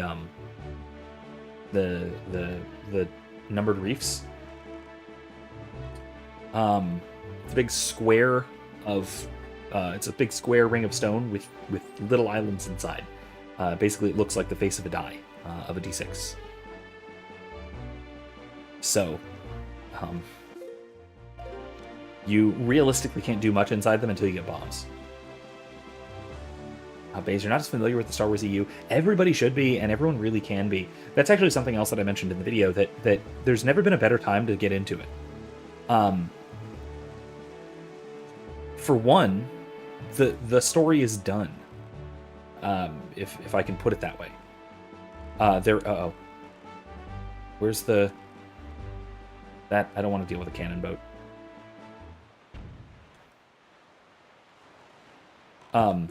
The story's done, right? Because the EU got essentially canceled by Disney, there is nothing new. There's nothing, like, what's out is it. So there's no having to wait and worry about, oh, what's going to come next, or is something going to be changed or undermined or whatever. It's done. It is immortalized in that sense, because it's dead. But it's still alive in our memory, and the fact that we can just read it, we can experience it now, even in your case, fresh, anew. Which, man, that's kind of the best thing about it to me. because we all know that sort of modern storytelling, modern writing for movies, for TV, for video games, even for literature, is crap. These last, I'd say 10 years or so at least, there has been a dearth of good storytelling.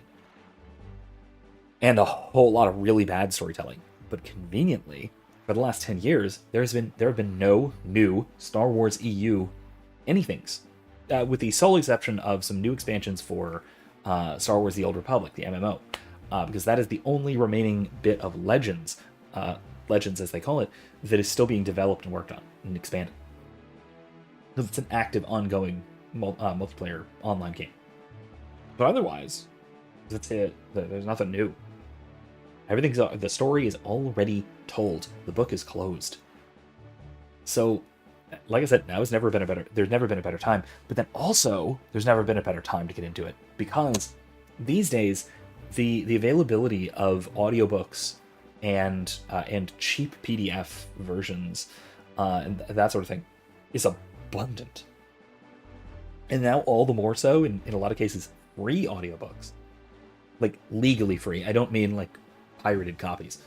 Because that's an option, too, but may not want to do that.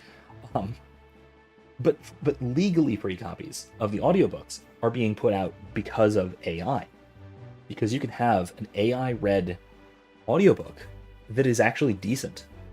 It doesn't have licensed music in the background, and some of the pronunciation's a little off, and the cadence is a little bit stilted in some cases, but in general, a lot of the audiobooks I've been reading over the last year and a half or so have been AI read. The audiobook of iJedi that I will recommend wholeheartedly forever was AI, and it's actually decent. Not perfect, but it does the job perfectly well, like I say in the video. So again, it's wildly accessible, and like I can't recommend getting into it highly enough.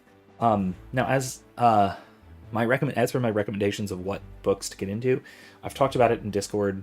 So if you're on our Discord server, go there, search it. Search reading list, should pop up. Or if you're not in our Discord server, there it is, link right there.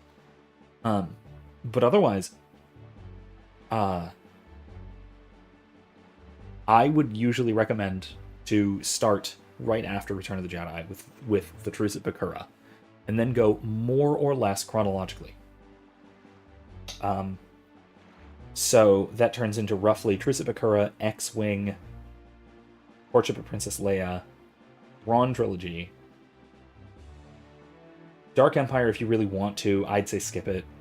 Read a synopsis. A lot of important stuff happens, but you can fill in the details by reading a synopsis, because that's also a comic. There was no book version of it, and a radio drama. There was an audio drama version, which I've heard is good, but I haven't listened to it. The story was kind of dumb. Dark Empire. It was what they stole to write. It's what they stole to write The Rise of Skywalker. They lifted a lot of elements for Rise of Skywalker. Two-star, Two-Eye Reef. And then the Jedi Academy trilogy, iJedi, which, like I said, is absolutely the best. Going around these waters is seeing the beautiful fairy who bestows magic power. She used to live here, Fry. Anyone ever sees anymore are the big octos that have been appearing lately. Maybe they scared her off. I hope they didn't eat her. Interesting. And then, of course, there's some other really good books and series in there.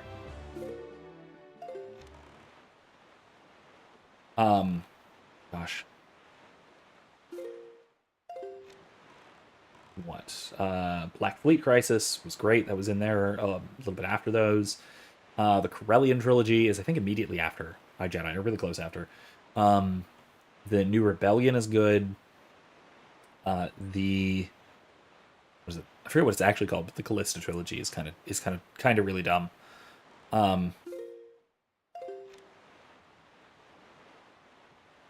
That's Outset, right?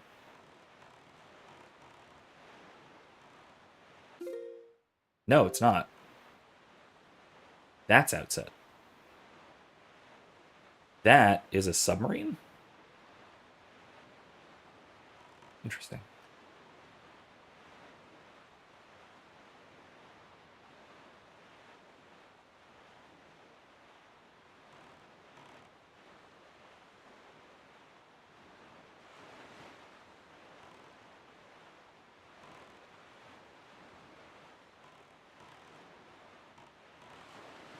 There he is. There's the fish.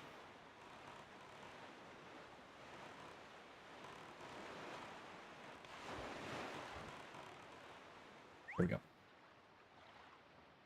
But yeah, start with Truce at Bakura, then the X-Wing series. More or less straight through. There's some interludes in there.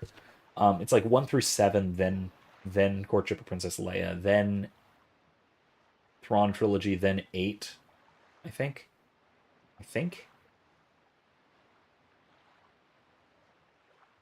Then a few others in the middle, like oh yeah, like the Jedi Academy trilogy, I Jedi. And I think Black Fleet Crisis. Then the 9th book in the X-Wing series, Starfighters of Adamar, which I really like. It doesn't involve my favorite character, Horn, but it involves Wedge. Wedge Antilles is the main character of that one. And it's great. It's great. Anyway, that's what I more or less recommend. I can just give you a reading list if you want, but no, it's fantastic. It is absolutely worth getting into. I always say. Okay, let's see. What is this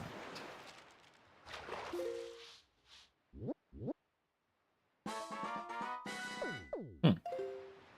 I didn't even see what it was called. Darn it. Small fry, really heavy stone head blocking a cave on that island. Still wonder what's behind it. Don't want to get in there. Oh, I can't. Fire Mountain. Find an item that gives you the strength to easily lift anything. Interesting. Interesting. Okay. That's at the Fire Mountain? Yeah, that's a submarine, I think, right there. That I'm heading towards.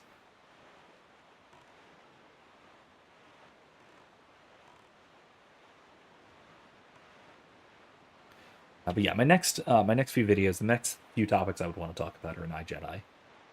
And a couple of them are really lighthearted and wonderful and happy and stuff.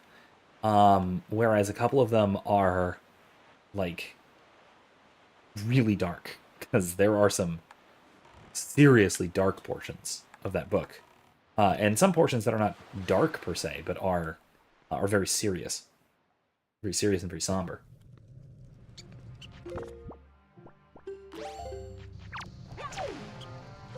Oh my god! Ah!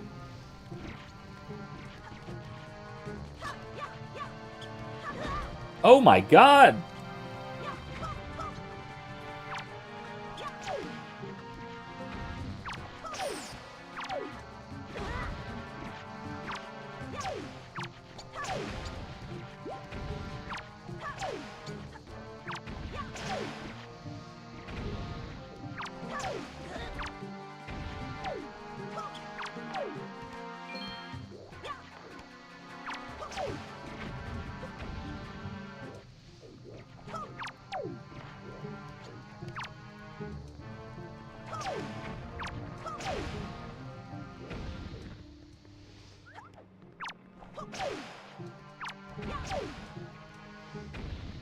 Is that it?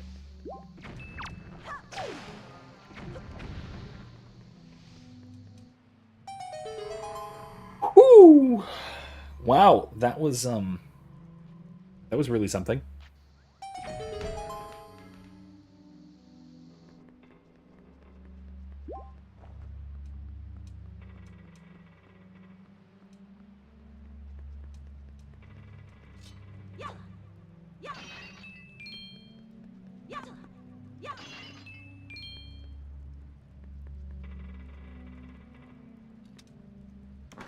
Okay. I'm assuming this is the treasure chart.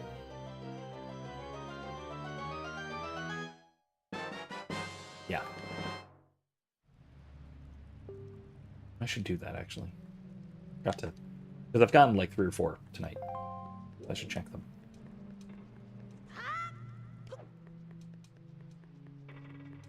Once I get back out onto the boat.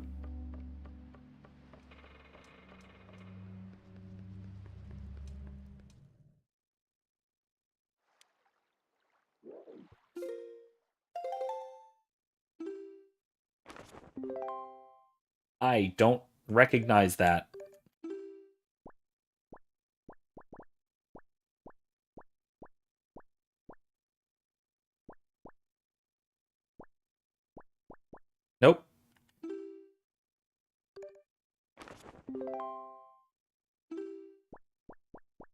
One of the ring islands. Is it this one? No. Oh, it's the... Okay, no, it's Tower of the Gods. Okay.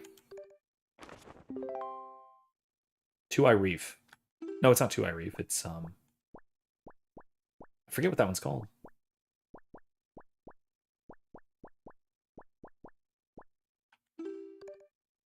Got that one. Got that one. Tingle's chart. I could go to Tingle's Island, too. Why must you be so silly, Tingle? Come on. Okay, outside it is.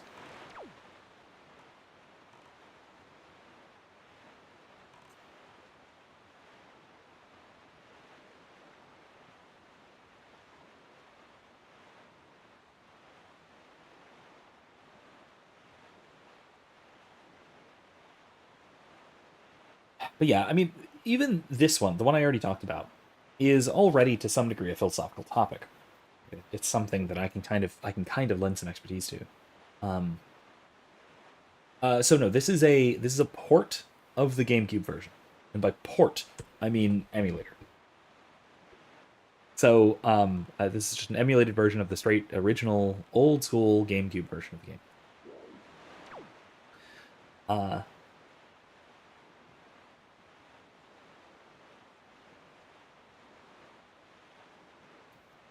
Hence, also it being very, very square screen. I think I mentioned this that it kind of freaks me out just how square the square screen ratio is for this game. Like, it is more square than the prior N64 titles that I'm used to playing in this. What the heck is going on in my home?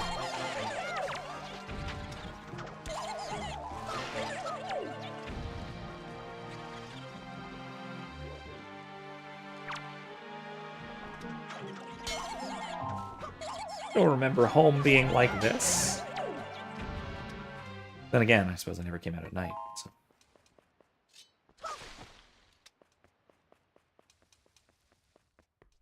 Do I have to come back in the morning? No, okay. I genuinely don't remember. Yeah, there's a choo-choo raid back at home. That's weird. Ah, Link, are you alright? Why did you not tell me about Errol? That was thoughtless of you. This island has seen hard times ever since you departed. I do not know what you have been doing on your journey, but you seem a little more daring these days. That look in your eye is not one you left here with. Very good. Show me just how much you've improved with your sword skills. Okay. Let's do this. Oh yeah, this is the big old minigame, isn't it? Oh man, this is tough. If I must say so, your skills with the sword are still at the level of a page. Ah, you're only at Forest Dungeon. I just finished Forest Dungeon, so I'm not that far ahead of you yet. Very good. Try to hit me 100 times or more before I hit you 3 times.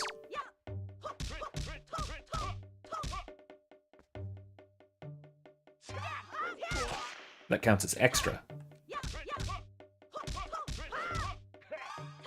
Ow! Got me. Okay.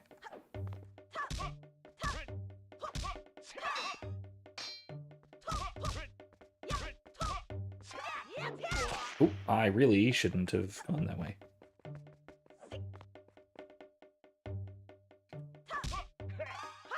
Ah! Really? Okay,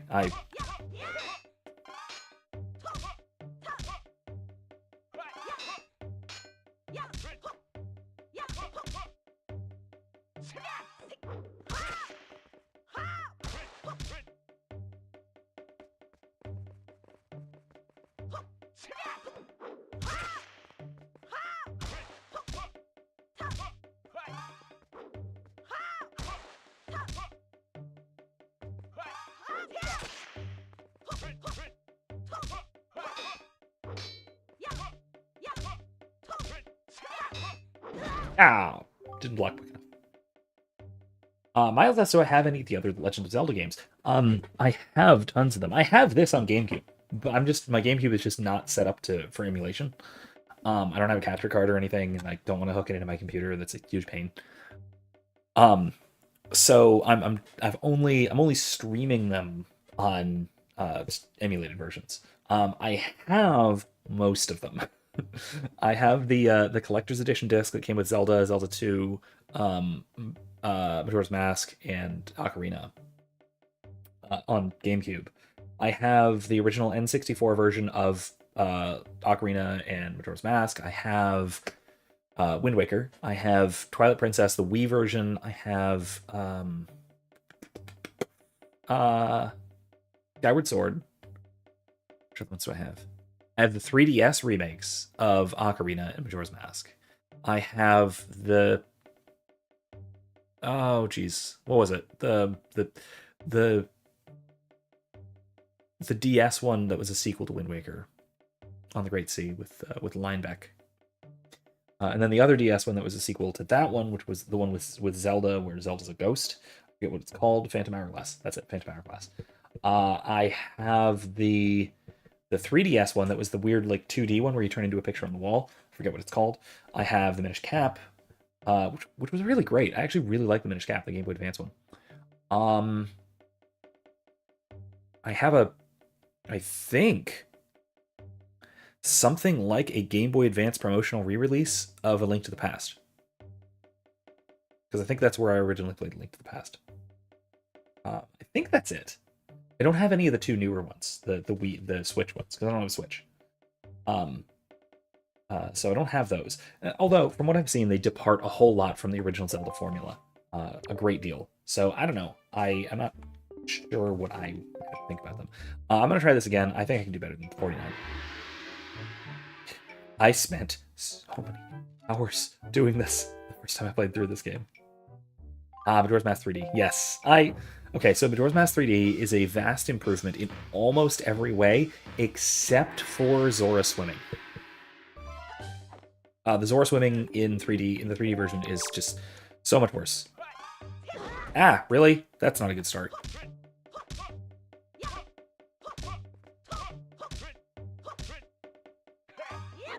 There we go.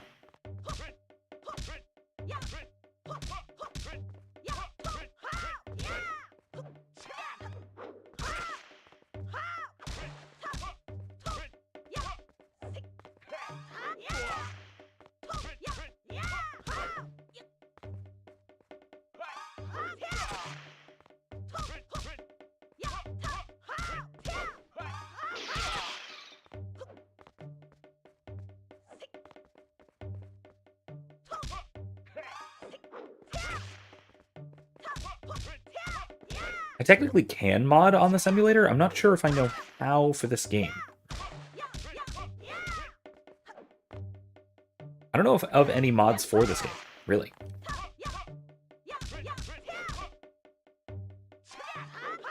So I've already done much better.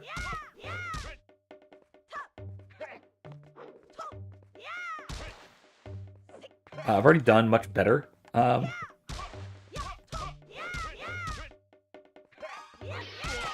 This time through. I'm probably going to make it to 100.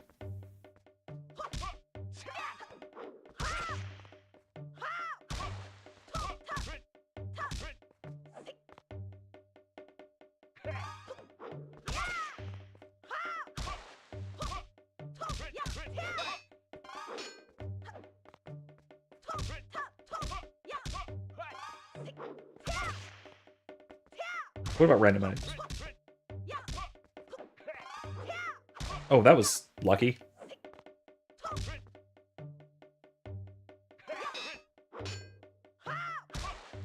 Alright.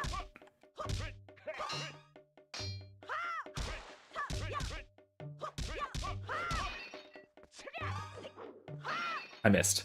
I missed with the counter.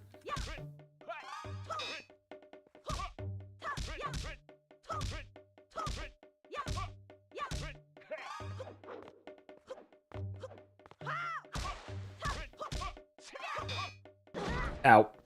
Whoops. Okay, whatever. We got it. We got it. We got what we needed. We got what we came here for. 126 blows. You have improved.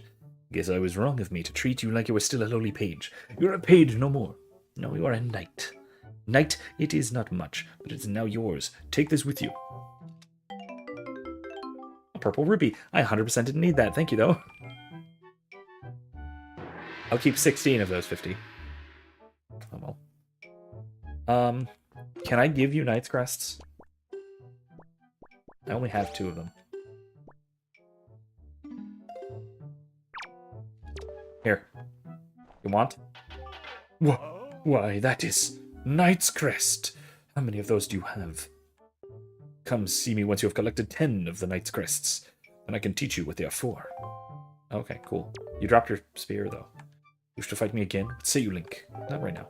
That's all I can do for you, I'm afraid. Of course, I will always be happy to face off against you. Okay, cool. Cool.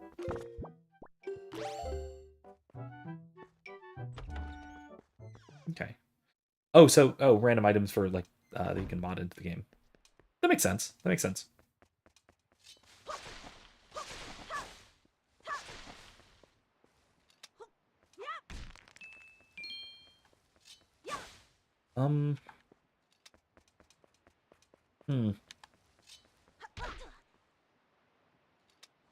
I've seen a couple of Legend of Zelda Lego sets, but I'm not sure. Which one do you mean? Which one? Not one particular comes to mind.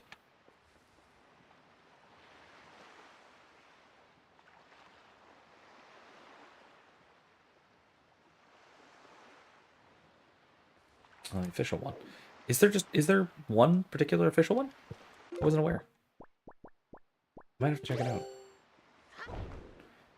I don't really collect Lego. I've got. Let me put it this way: my kids are currently too small to be into it with me, or to not destroy them if I had them around. So, oh, the Deku Tree. I assume the Ocarina version. If so, very cool. Or if, I mean, regardless of which version, still very cool. Now let's check in on Grandma.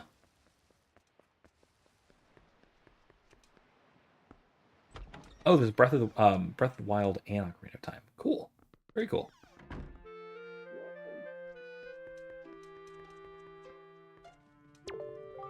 Oh,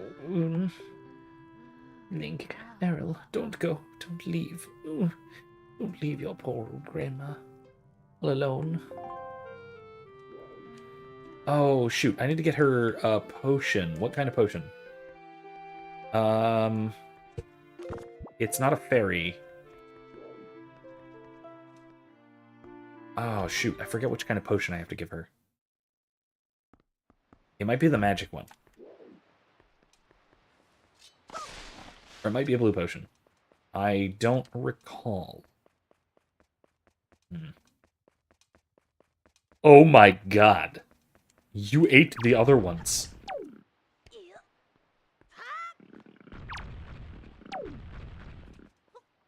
You ate the other pigs.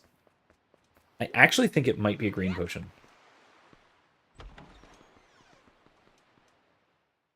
I'm not sure, though. I'm not sure. My bottles are currently filled with fairies, though, so... Oh, Link, you made it back. Nasty things have been happening here tonight ever since you left on that boat. You'd better head home early today, and don't come out to play until long after the sun has risen tomorrow. I disagree.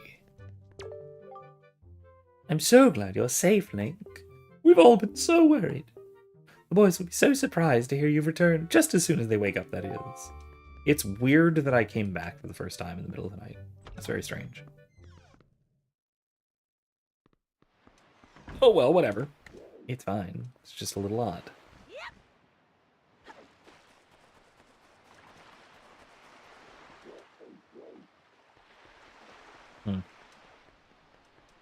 Yeah, I don't really need to go back out there, I don't think.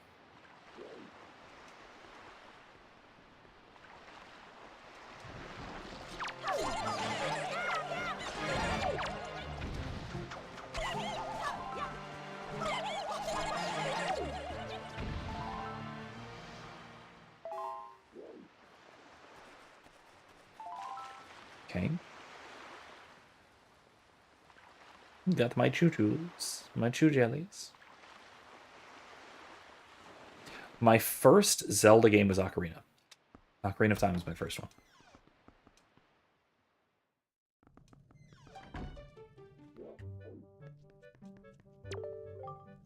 Link? Is that you? Link? Whoa. You kind of startled me there, buddy. I thought more of those monsters had come to harass me. I tell you, there have been a lot of strange things going on here at night lately. I haven't gotten a good night's sleep in ages because of it, and I love sleep. In fact, I saw something really odd just a little while ago. Of course, this was back before the bridge was destroyed. It was up in the fairy woods, near the old dried-up fountain. I saw this tall girl who glowed like a fairy, which was odd enough. Then she vanished into that rock. I'm gonna need the big pickup thingies. Really, I saw it with my own eyes. I used Wind Waker. You're too young to know, you only knew how to run into the wall. Oh, jeez. Yeah.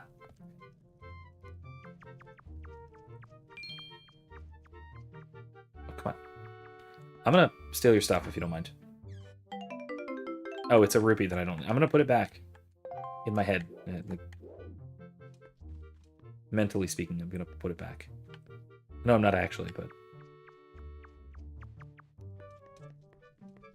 Headcanon, it's back in the chest. Because my wallet's already full. Okay. Alright, well let's head out. Let's get out of here. To where, however? No, let's go back to Windfall, shall we? Which means we have to go northeast, then north. I'm just gonna bypass these guys. No, I'm not. I'm gonna take their jellies first.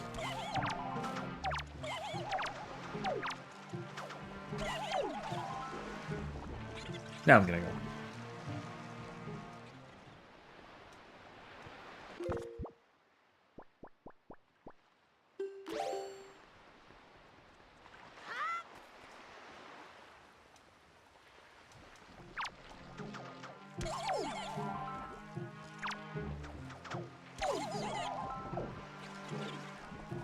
All right, let's go.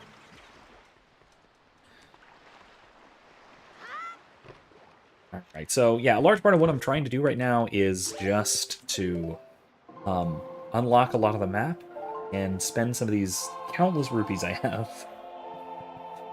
Maybe some with some like upgrades and whatnot. So I don't want to risk getting too close to where I actually need to go until I have secured enough side quests. So yeah. I actually don't even remember what the next dungeon is, like, at all. Yeah, I have basically no memory of what the next dungeon is. So, yeah, there's that.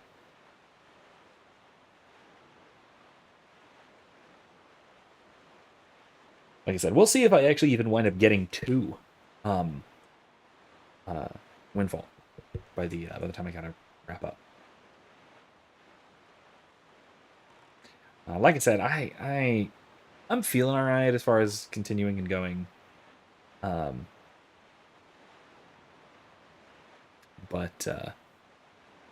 I don't know if I should go all the way to midnight. We'll see. We'll see. I'll think about it. I'll think about it over the next little bit. There.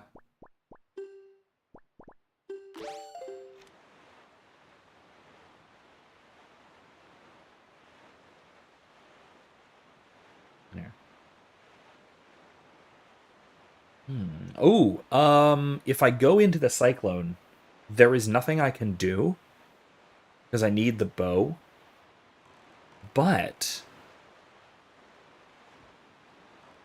oh, there he is. But it will fling me to a fairly random position on the Great Sea.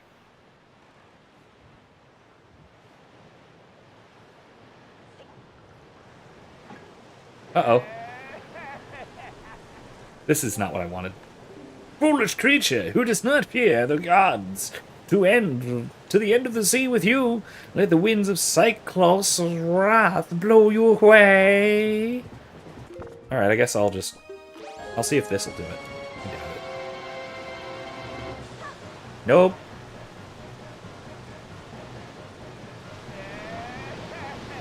No, you have to shoot him with an arrow.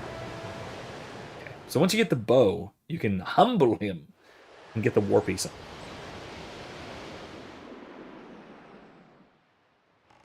I heard they have Ocarina of Time 3D remakes on VR. Interesting. Link, are you all right? It would seem the wind god Cyclos bears some ill will toward humans. As you go forward, it would be wise to try not to get sucked up by any cyclones you see upon the seas. Ah, but if only we could find a way to harness the power of those cyclones. Then it might be possible for us to travel across the ocean instantaneously. You do not yet have an item that can pierce distant targets. If you did, you might be able to obtain such a power. Keep that in mind. I will keep that in mind. What is that? Oh, it's exactly where I need to be. It put me in the right spot. How dare. How very dare. No. No! No! Do you see it? What happened to this place? I'm not doing this. I'm not doing this! No! You can't make... Oh, it's Great Fish Island. What is the meaning of this? The island. It is... We are too late. I knew we had precious little time, but I never suspected how little. The great water spirit named Jabun once lived here, but no sign of him remains. Oh, there, Link! Oh, hey. This isn't what I wanted to do, but fine, whatever. So, you here? I've been looking for you. Are you by chance seeking the great spirit Jabun? I'm sorry to report to you that Jabun can no longer be found here. Just look at how this place has been torn to pieces. I suppose this too is the work of the Shadow and Forsaken Fortress. But fear not, Jabun was able to flee this island before it was attacked. He is in a safer abode now. Would you like to guess where that abode might be? On the island where you were born. On Outset. Really? Oh, okay, I see. Yet, even if you were able to get to Outset now, which I am, you would not be able to see Jabun. The cave where he hides is sealed with a mighty stone slab that repels all who try to pass it. Why, not even the pirates with their mighty ship could get in. I must apologize, Link. If I thought anyone would know of your whereabouts, it would be the pirates. I told them this tale without so much as a thought for the consequences. I don't know what they hoped to get, but they immediately set sail for Outset Island and tried to break into the cave. It is lucky they could not gain entrance. I have heard that they were last spotted on Windfall Island.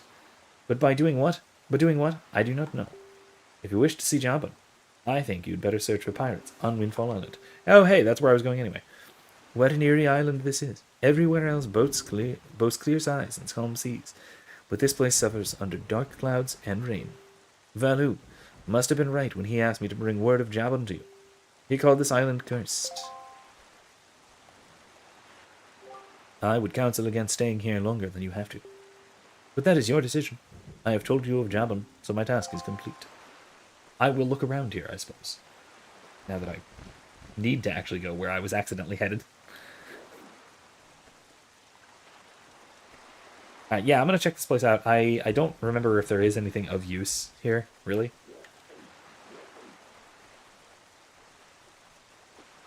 There's a Beatles shop.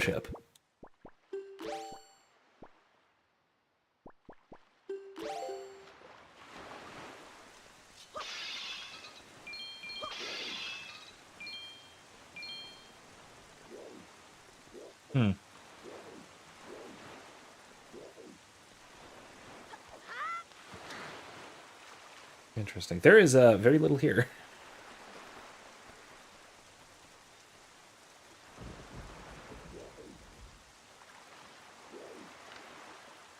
There's that. But how do I get up there? So, Jabun has survived. The sea spirit has lived through the trials of many long years. He must have caught wind of Ganon's attack beforehand. If we are to believe the words of the Rito postman, then the pirates know something about the cave where Jabun hides. Why don't we go first to Windfall and search for them there? Yeah, okay. Fine. I just...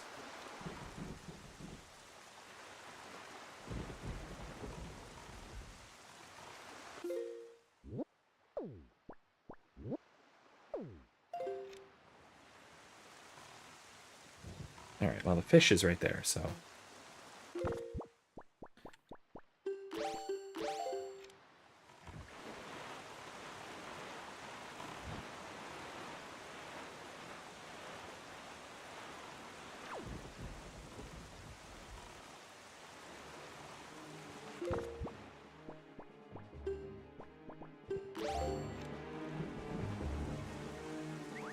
Oh, I should actually buy more of this, now that I have 2 empty spots. Used a bunch. Yay! Information Island, sea chart. Yep, here we go. Here you go. Give me some info. Great Fish Isle. Formerly Great Fish Isle. You should come around when these parts and nights with just a wee bit of the left half of the moon is missing. So that's when it appears, Fry.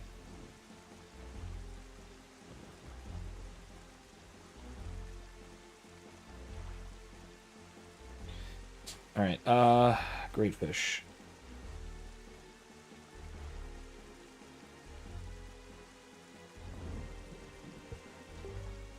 That's all the info I've got to offer. Okay, so it's the, B1234, B4.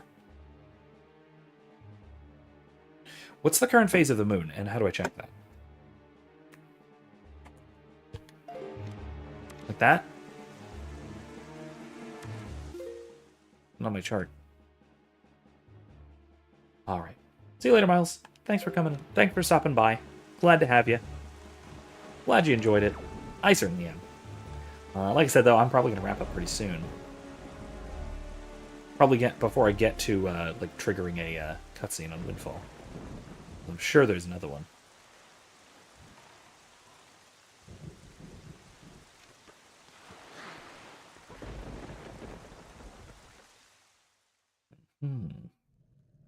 Oh, red potion. What?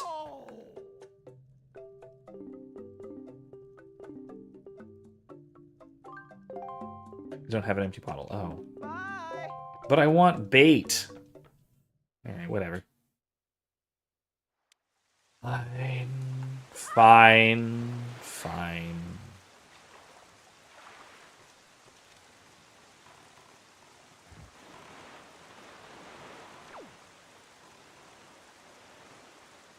Alright, I'll go at least one square over. I guess 1 square northeast. To whatever that is, right ahead of me. You can see something right ahead. Looks like a tower. Oh, that might be Tingle Island. Is it Tingle Island?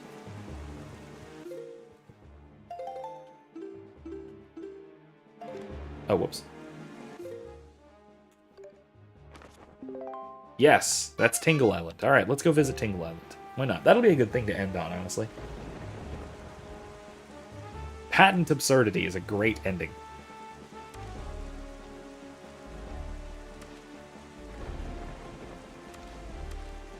Yeah. That actually doesn't tell me the phase of the moon, which is kind of irritating.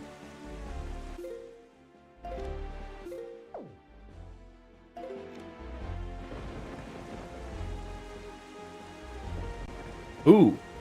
Yeah, that's another eye reef with a bunch of defense platforms. Don't like that.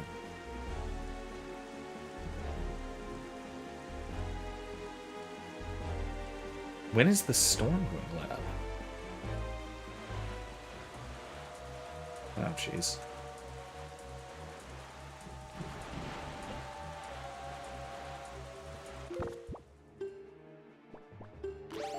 Oh, whoops.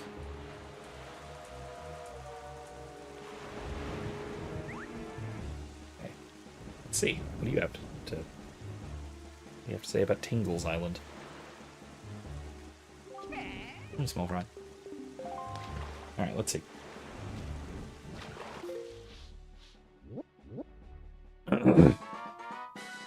It's shaped like Tingle's head. Okay. Let me tell you some little something about this island over there, small fry. The guy who lives there is named Tingle, but he won't grow up and act his age. He still dresses like a little kid. No, that is not normal. Still, from what I hear, he can decipher maps like nobody's business. It just goes to show you can't judge a person on appearance alone, Fry. Of course, the thing about this Tingle guy is that when it comes to pay his deciphering fee, you'd better be ready to fork over some serious dough. Anyone who doesn't have a deep wallet won't be reading any maps, that's for sure. Oh, great. It's all the info I've got to offer. If you want to hear it again, you'll have another one.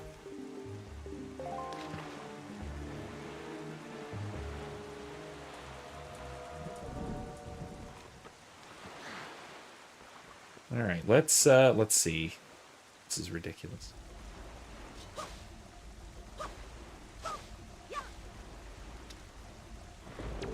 Tingle Island is utterly ridiculous. Good evening, letters. All right, let's see. Wish to be a true swordsman. Find some knight's crests and return to me. Orca. Yeah, I knew that. He just told me that. Oh my god. He's told me that in person. And he sent a letter after me. That's weird. It's fairies.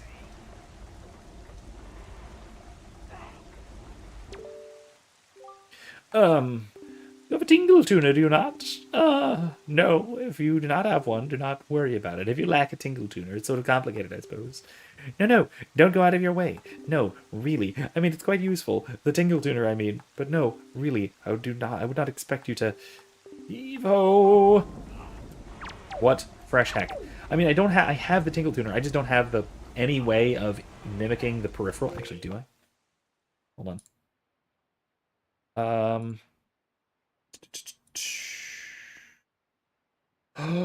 Ooh, I can. I can integrate a Game Boy Advance. At least I think I can. In port 2. I don't know how. My emulator can emulate it, though. That's fascinating. I might have to figure that out. Oh, Mr. Fairy! I've been longing to see you, sir. What should we play? What do you want to play? What? You're not here to play. Why? Why? I don't think I've ever seen a wallet so tiny. There's a little room in it that you must be throwing away most of those beautiful, sparkly rubies that you find. How tragic. It's true, actually. Maybe you should kindly ask the fairy on the island north of here for assistance. Yes, when you ask a fairy for help, good things are bound to happen, sir. Next time, bring me one of my favorites, a chart I haven't seen yet. Please, sir, just bring me one, please. Goodbye, Mr. Fairy. Okay. That's horrible. Thanks, though.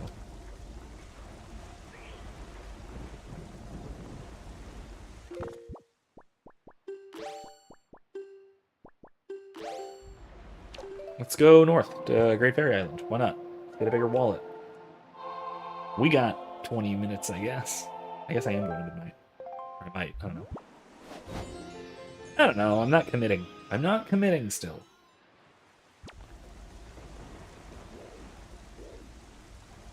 I do kind of want to do it now, though, so I don't forget to do it later. Wait, where'd the ship go? Oh, hello.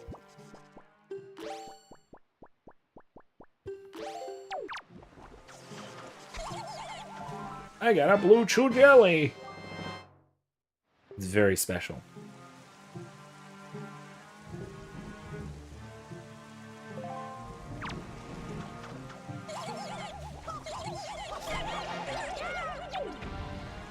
There we go.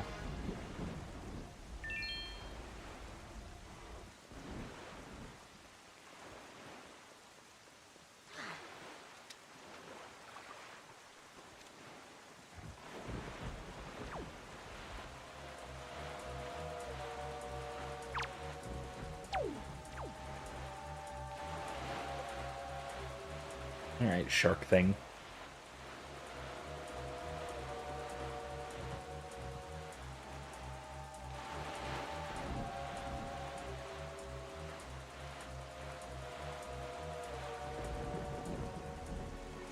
See that? I see that. I see those seagulls. That's a big octo.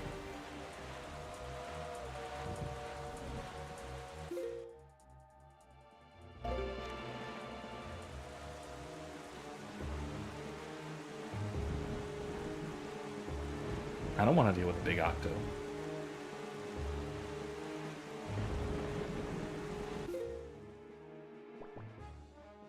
Yeah, it's supposed to be right there.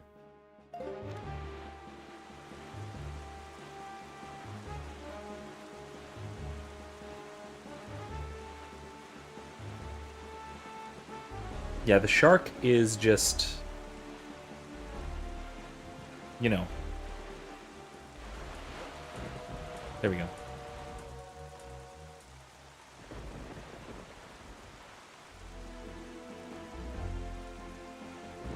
Where'd the fish go? Where'd the mapping fish go?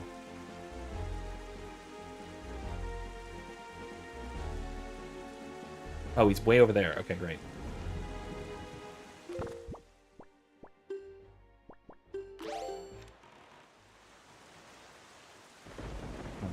I do still need to buy more bait from Beetle.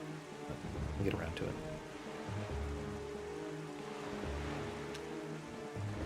There we go.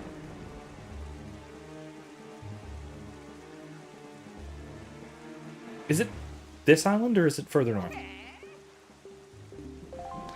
If it's further north, I'm going to call it.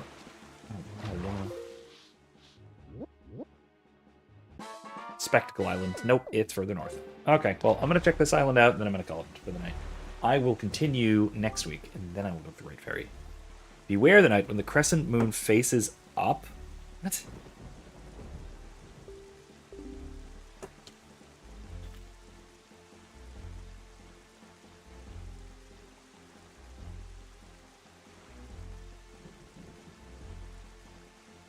That's interesting.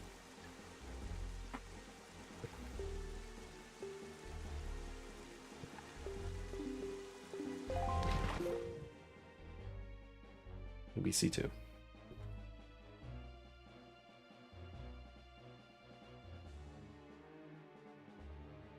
I don't know if that is meant to indicate the ghost ship or what. It faces up. Crescent moon faces up. I don't know what that's supposed to mean even. Weird though.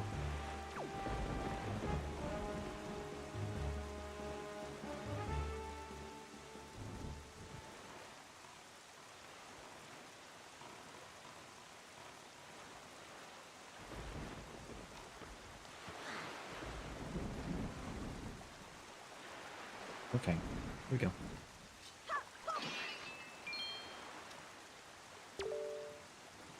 West for Mother and Child Islands. Why? Why do I need to? What's so important about Mother and Child Islands?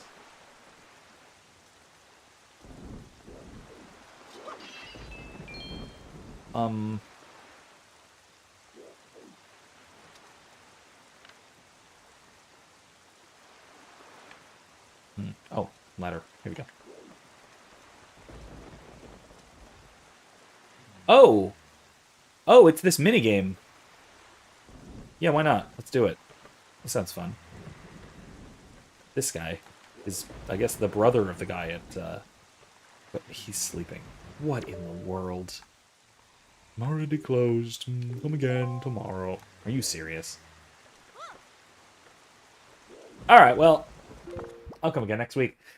Thanks all for joining me. I'm going to call it there. Oh gosh. All right. That's all I got time for tonight. Time and energy for. Jeez. Thank you so much for joining me.